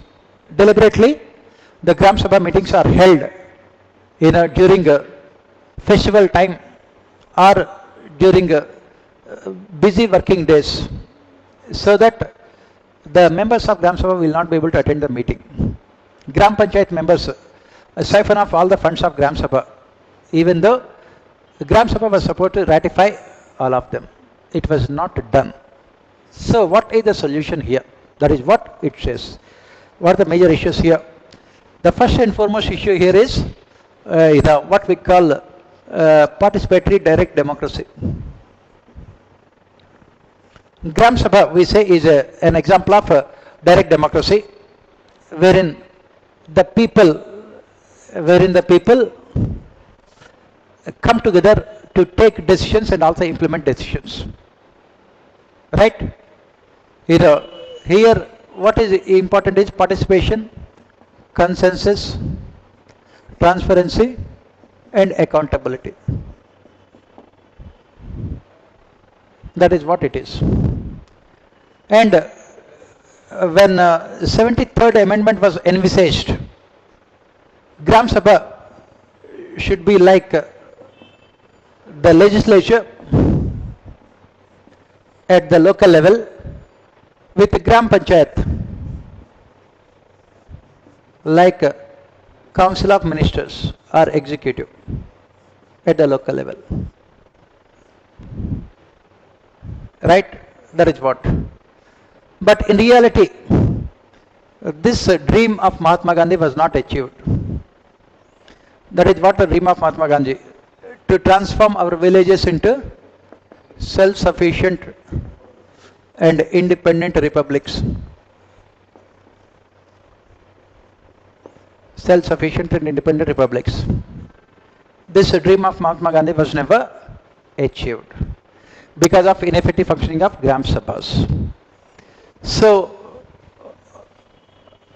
looking at the situation there, what are the options and what will you do? First and foremost, you will immediately cancel all the decisions taken by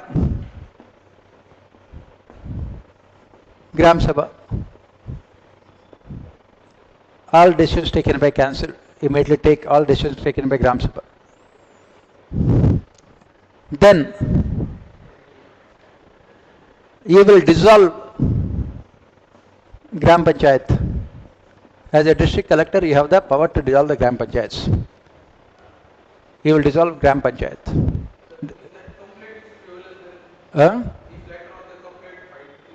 But you can see that.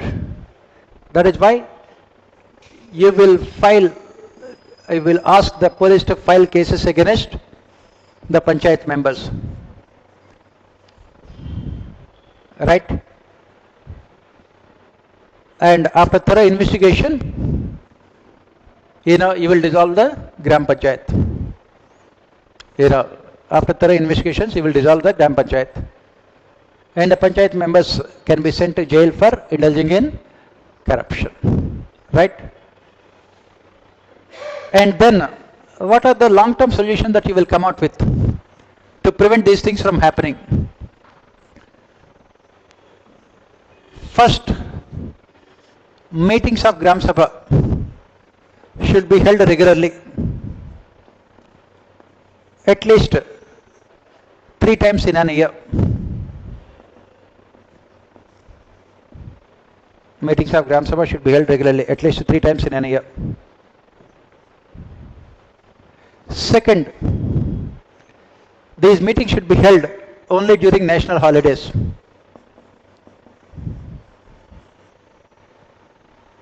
They should be held only during national holidays. That is 26th January, 15th August and 2nd October. 2nd October. Third, Gram Panchayat should not be allowed to take any decision. Gram Panchayat should not be allowed to take any decision without the approval of Gram Sabha. Gram Sabha, without approval of Gram Sabha. Fourth, meetings of Gram Sabha should be recorded. The minutes of Gram Sabha should be recorded for future reference also. Meetings of Gram Sabha should be recorded for future reference also. Right? And fifth, and identifying beneficiaries of all the schemes. Identifying beneficiaries of all the schemes, whether it is MG, NRIGA or PMAY or any other schemes, should be done in the presence of beneficiaries only. In the presence of beneficiaries, in the presence of, if it is possible, civil society organizations and local bureaucracy. Local bureaucracy. And local bureaucracy. So that there cannot be any scope for wrong identification of beneficiaries and so on and so forth. Right? That is what you will do.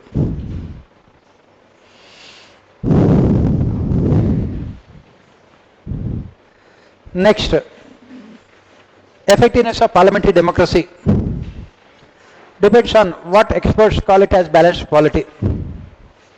That is, both political executive and bureaucracy are expected to perform their functions with honesty and integrity by working in their domains. There must be constructive coordination between the political executive and bureaucracy also. But what we are witnessing is blatant politicization of civil services, especially at the state level. The thin line between political interference and political intervention has been erased for selfish ends. Analyze the reasons for the politicization of civil services in India and suggest solutions. In fact, the same case study was asked in UPSC only 3-4 years back. I have repeated the case study only because UPSC itself is repeating most of the case studies. So this case study, as we know, it requires knowledge of administration, public administration. The question says that what our constitutional forefathers have envisaged is what we call balanced polity, wherein both political executive and bureaucracy must be working within their domains and also ensuring coordination between them. But in reality, what we are witnessing is complete politicization of civil services. That is what it says. What we are witnessing is complete politicization of civil services, especially at the state level, of course at the national level also. Why this politicization is taking place? What is the reason why the politicization is taking place? What are the reasons?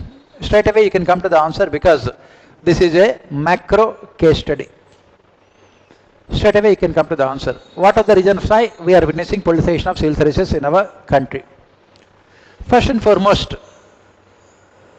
after independence, political executive has been given complete control over all career related aspects of bureaucrats. After independence, political executive has been given complete control all career related aspects of civil servants. That is what we say.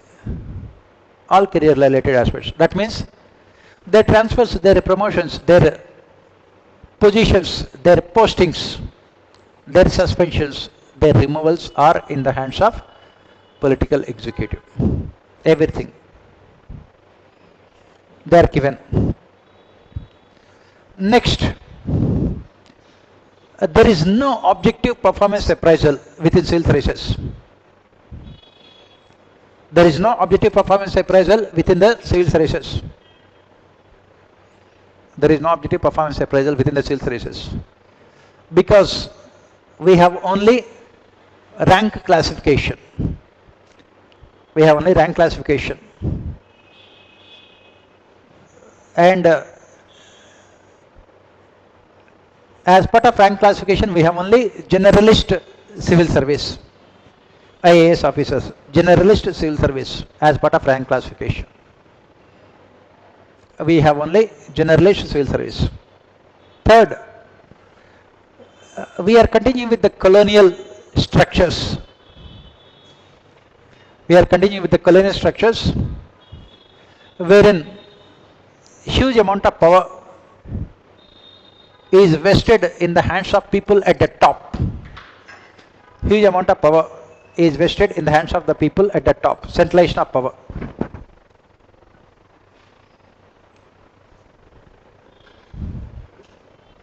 Next, in relation between the politician and civil servants, as pointed out by Second Administrative Reforms Commission. Pardon? Yeah. As pointed by Second ERC, we have only ex post accountability. Ex post accountability. That is, politician will fix accountability on the part of the civil servant. Politician will fix accountability on the part of the civil servants in terms of the ability of the civil servant to implement his orders. Whether they are legal or illegal, it does not really matter. In terms of the civil servant to implement the orders, whether they are legal or illegal, it does not really matter. Right? This is another reason. Next reason is value system. Era value system of our civil servants. Civil servants are mostly guided by self-interest, and they are willing to compromise with their values. They are willing to compromise with their values to get a few promotions and better postings.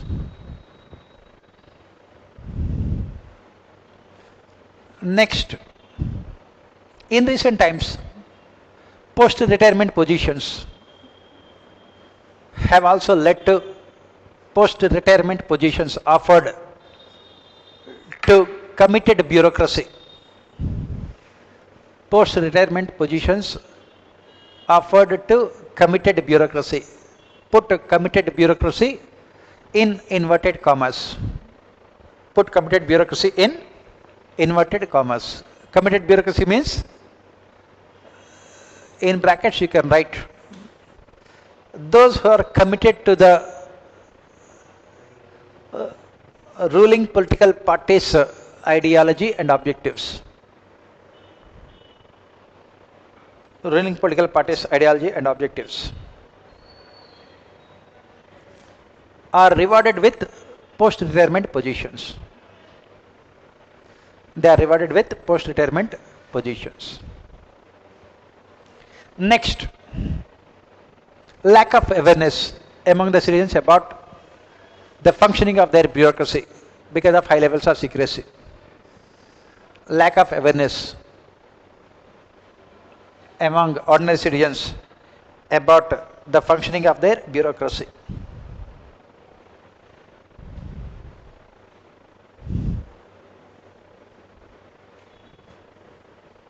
Right? Then next, emergence of strong, powerful and charismatic leaders in the political system. Emergence of strong, powerful, charismatic leaders in the political system. In the political system, both at the central and state levels.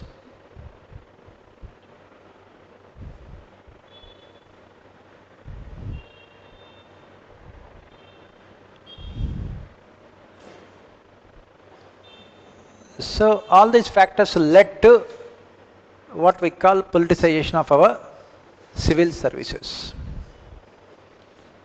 And what should be done? What should be done? First and foremost,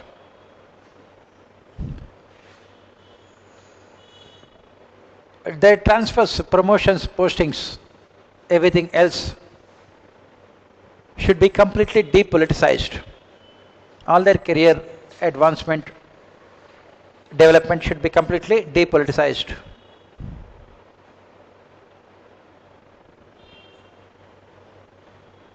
It should be given to an independent body.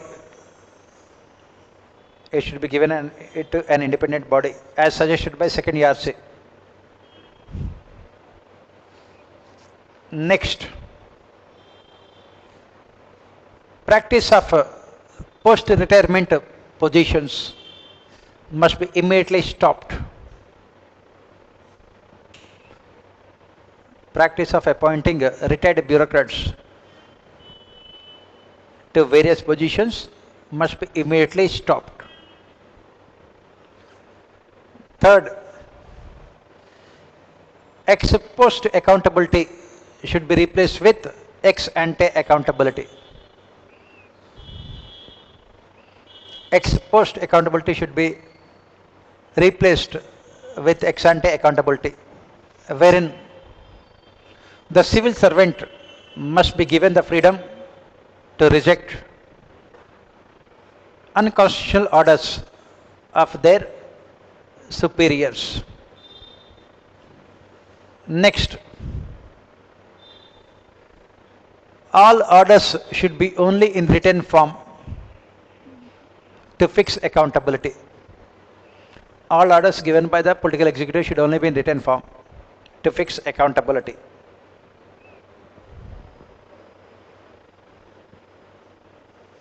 Next, shift towards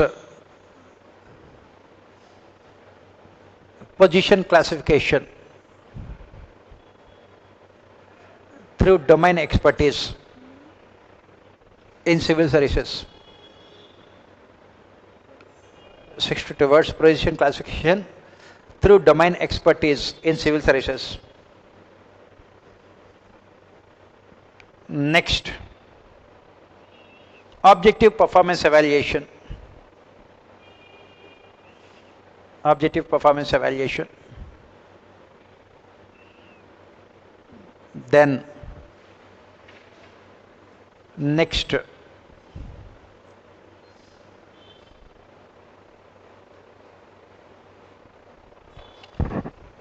more transparency in governance. More transparency in governance. Transparency in governance. So that it can lead to better accountability mechanisms in administration.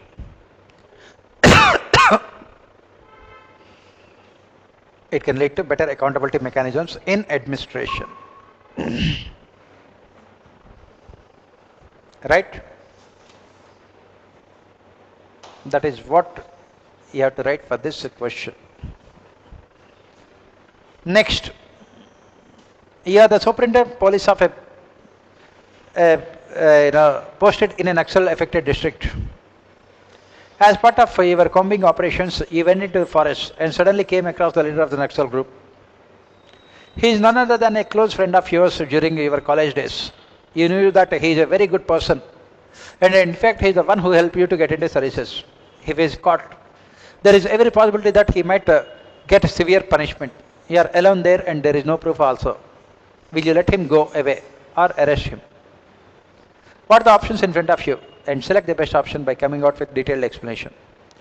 What are the ethical issues involved in the above case study? So you are the SP. He went into the forest and suddenly you had come across the leader of the Naxal group. And he was none other than your close friend. And he is the one who has helped you to get into services. And since he was good, he joined Naxalites. And you are bad, you joined the government. And that is what happens mostly. Good people nowadays, only you find them in forests as Naxalites. In those good old days, during Ramayana and Mahabharata also, that is what happened. Ram went into forests. Pandavas also went into forests. Now Naxalites are in forests. Right? And what about good people? Ravan and Kauravas, they always stayed in cities. Like IPS officers now. Right? So what will you do? What are the ethical issues involved in here? Again, what are the options? What are the issue here? Legality versus morality. Legality versus morality. Legality versus morality. And what are we saying here? What is legality versus morality here?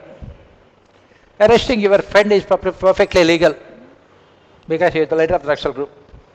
What is morality here? He is the one who has helped you. Humanity demands that you should also help your friend. The issue here is legality versus morality. So what are the options in front of you? As usual, two options. One is arrest. Second one is leave. What is the merit and what is the demerit here? What is the merit? If you are arresting, your actions are legal. You will get promotion also. And what is the demerit? They may be unethical because he is the one who has helped you. What about humanity? What about human relations? Human relations. Because he is the one who has helped you when you are facing problems. When he is facing problems, you have to find out how you can help you rather than punishing him. Very easy to punish. Right? On the other hand, if you leave him, what is the merit? You are doing justice as a friend. But the demerit is that you are doing injustice to your duty. Duty as a police officer. So either way it is win-loss situation. So what you have to do? You have to come out with what is called win-win solution. What is that win-win solution? That means your friend must be arrested and at the same time you should also be able to help him. Right? What we say win-win situation. What will you do then?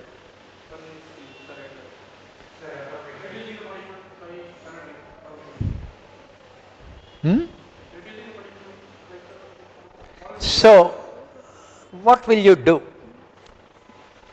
First, you will definitely arrest your friend, but not formally.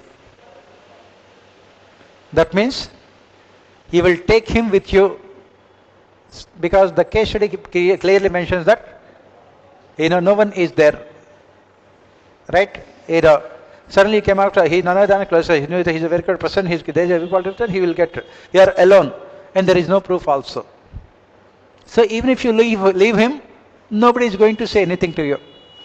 But if you leave him, it is against the duty of a civil servant. Right? He cannot be leaving an antisocial element. But you know that he is a good person. So what you will do is that you will take him into your personal custody, not official custody of the government.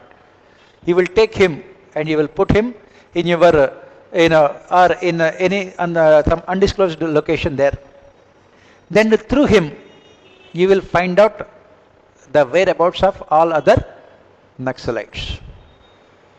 And the government has already announced amnesty scheme for Naxalites, those who surrender voluntarily. You will convince your friend about the path he had taken. As the question says that he is a very good person.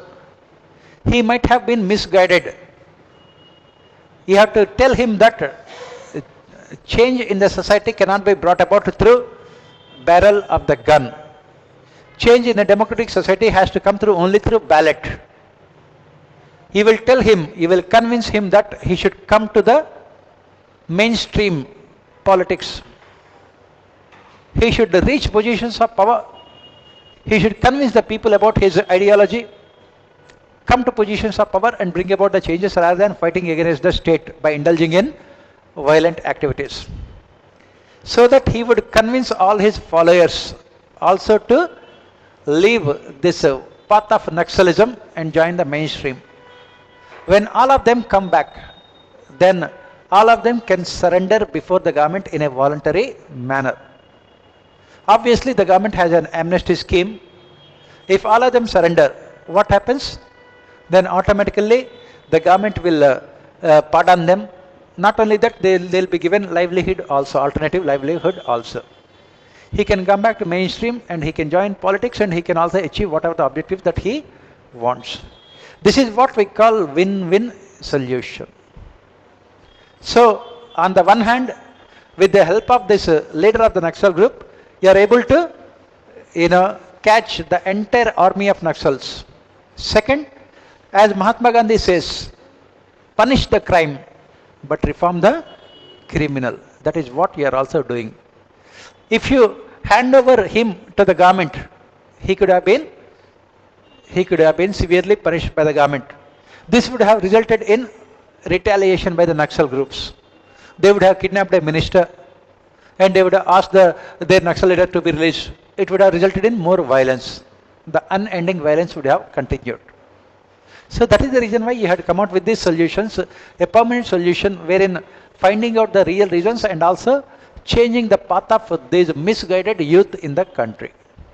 That is what you are writing. Yeah. So just a small question. Can we not arrest him formally and take him into police custody and make sure that he gets all his Once he is formally arrested, the moment arrest is made, FIR is written, nobody can do anything. In police, the moment arrest is done, FIR is written, immediately FIR will be written, after that nothing can be done. That is the reason why you are doing all these things informally. answer has to be more proactive and Exactly. Yes. Huh? See, that is what, he is already a good person, misguided. So it is not difficult for you to persuade him. You will tell him that you are also working in the government only. You are working for the people. You can tell him that what you have done as a police officer for the people. You tell him that if he join politics, become a minister, he can do a lot more rather than sitting in the forests. That is what you tell him. Next, a farmer had borrowed money from a private bank to buy a tractor. He grew sugarcane on his 2 acres of irrigated land. He brought the tractor from the money he had received from the bank loan. He also used part of the money to pay dowry and expenses for his daughter's wedding. Owing to the price drop in sugarcane in the market, he consistently defaulted on his bank loan. Fortunately, he owned irrigated land and he was confident of repaying the debt within 2 years if the price of sugarcane improved.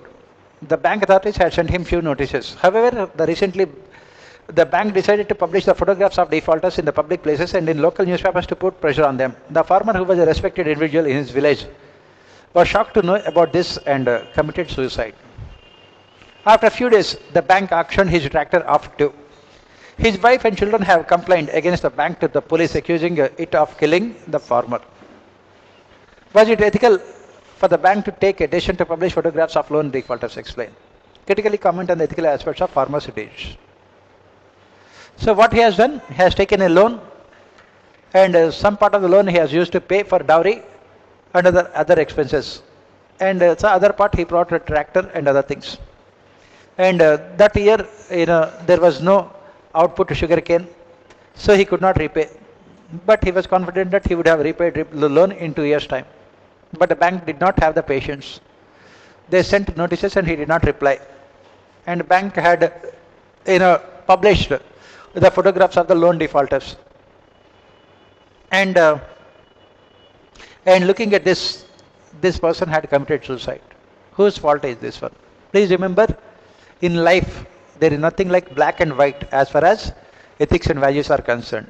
If you look at from one person point of view, they are right. If you look at from other person point of view, they are right. Bank is right in publishing. Right?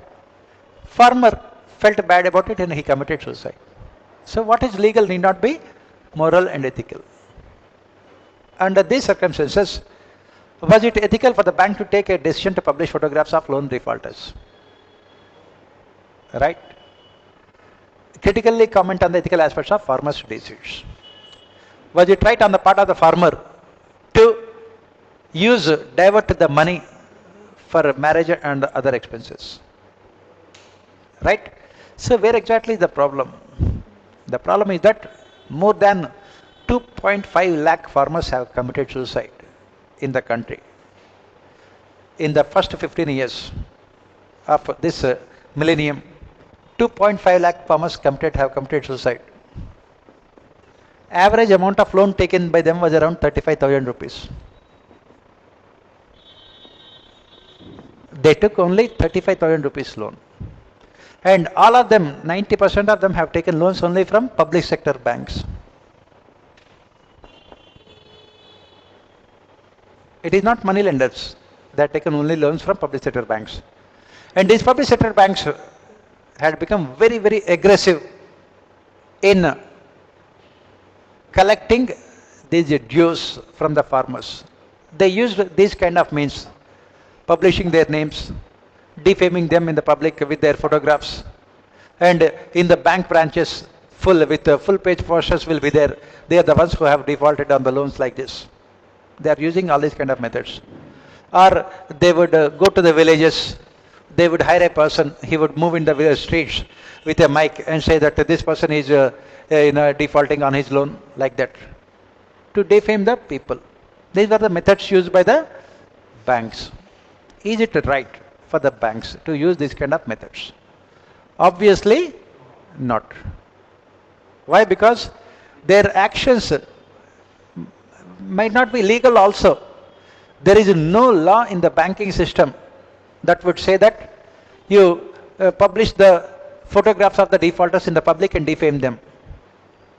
For example, when the Supreme Court had asked Reserve Bank of India, why don't you publish the names of loan defaulters?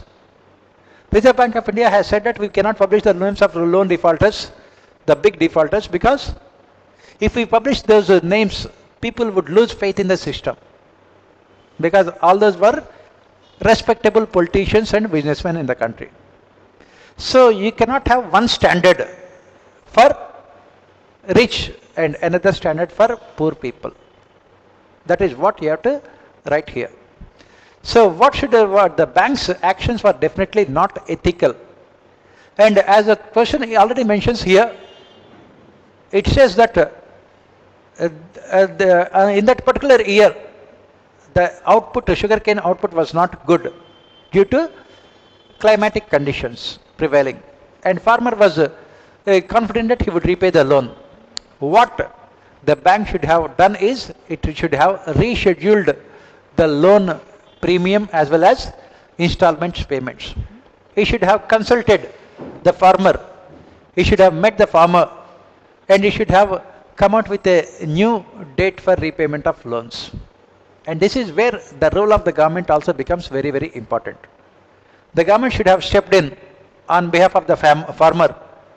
The government should have given assurance to the bank on behalf of the farmer that since this year monsoon is not good, sugarcane output is not good, and the prices of sugarcane have crashed also, we will come to the rescue. We will provide guarantee. Because it is the system, the government and the bank combined together have killed this farmer.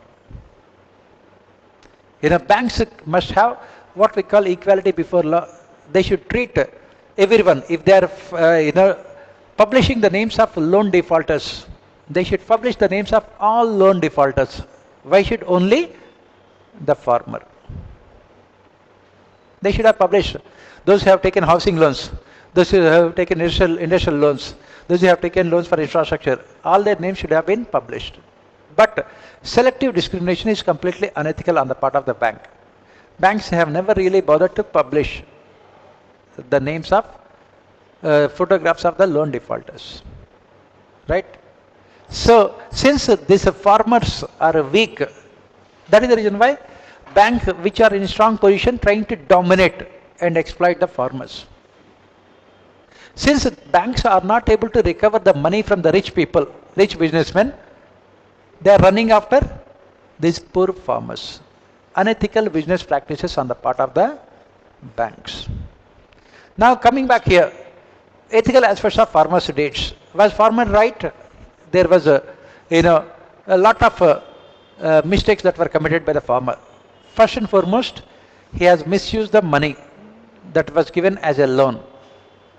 The loan was given for productive purposes like purchasing machinery and investing in agriculture, and he has used that money for destructive practices like marriage. Destructive purposes like marriage. Right? Right, to pay the dowry. But again, it is a social evil, dowry. Whether we like it or not, it is part of the traditions and customs. It is part of the traditions and customs. The government, must find out, go to the root cause of the problem. And the government come out with solutions to the problems of dowry rather than blaming the farmer for using the money to pay for dowry. Right? You have to go to the root cause of the problem here. And farmer, he should have approached the bank on his own, explained to the bank the reasons why he was not able to repay the loan, and should have requested the bank for moratorium on loan for at least 1 year, with the assurance that he would repay the loan in the coming harvesting season. This is not done by the farmer. And next, he has committed suicide. After committing suicide, he was only running away from his problems. He never thought about his family, how they are going to live. Because they are living on his earnings only. Once he commits suicide, what about his family members? He did not look at it. He was mostly cowardice, and he was not brave enough to face the problems. And bank was completely unethical in auctioning the tractor, because already the family is suffering from the death of their breadwinner. On top of it, you are auctioning of the tractor also, which is completely unethical. It may be legal, but it is totally unethical. What the bank should have done, they should have come to the rescue of the farmers who has committed suicide. And the family members were right in filing cases against the bank also. And finally, the solution has to come within the society. You have to find a solution to the problem of dowry, especially in poor families.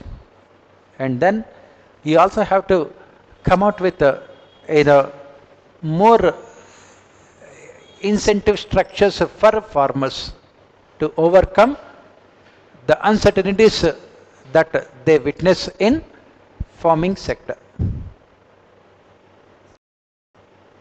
That is what you have to write for this question. Right?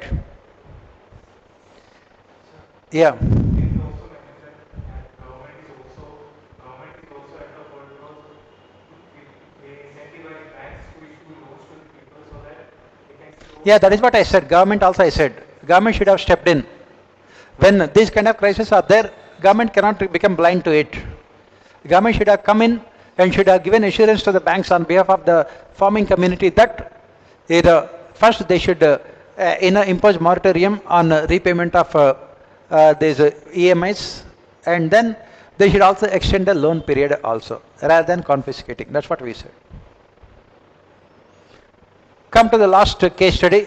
As a superintendent of police, you are facing a peculiar situation. What is it? A common man had alleged that when he went to meet the collector in the presence of others requesting for completion of a work in his locality, the collector had abused the person by his caste. He had alleged that collector had abused him by caste. This person belonged to a backward caste and he demanded that scheduled caste and scheduled tribes Prevention of Atrocities Act should be used to file criminal cases against the district collector. But you know, having worked with the collector for a considerable period of time, how good a person he is. What are the options available to you and how would you overcome this ethical dilemma and come out with a solution to this problem? What you must remember is that once any person comes with a complaint regarding this Prevention of Atrocities Against Scheduled Castes and Scheduled Tribes Act, immediately the complaint has to be registered by the police. They don't have any kind of option. FIR has to be registered by the police. Right? That is what it says. So, the collector is a good person and you know that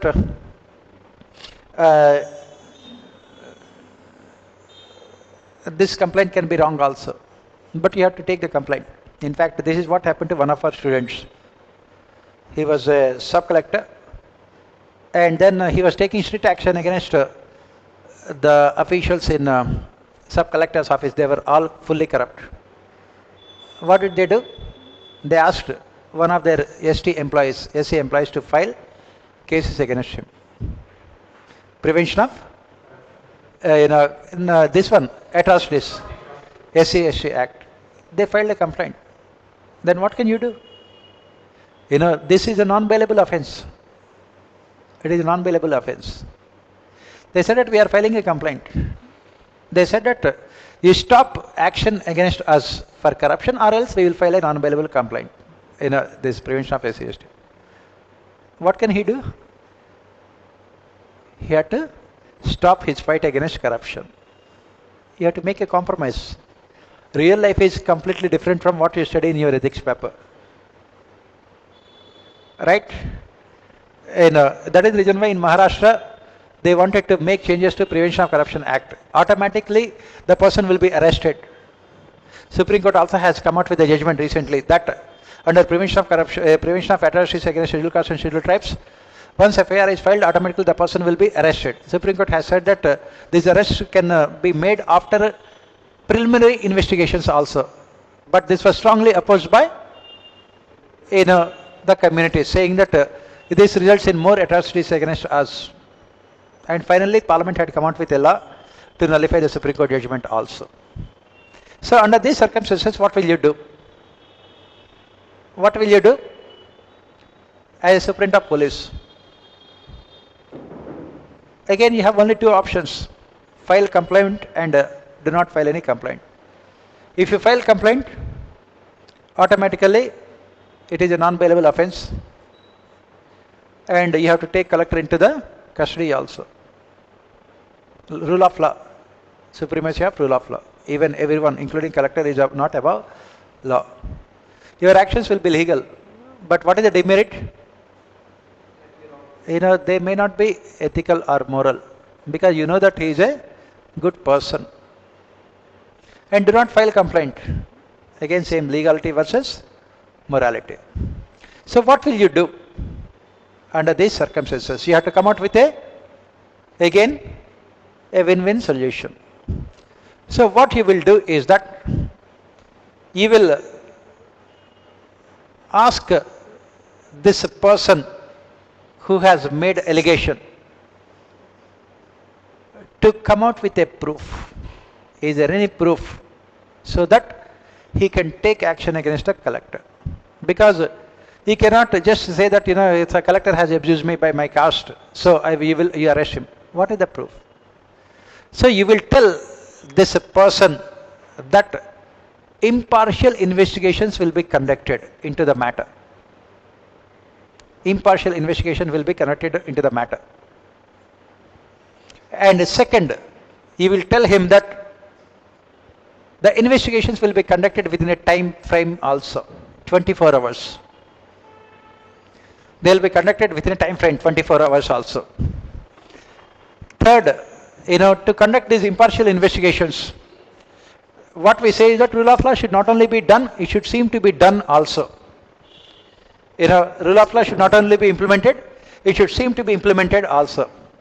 And that is the reason why when the investigations are going on, you will request the collector to recuse himself from the position. Recuse, R-E-C-U-S-E, himself from the position for those 24 hours. Collector will be like a normal person only. Then the witnesses will be called and everything will be done openly so that there is no scope for any manipulation also. Media can also be present there.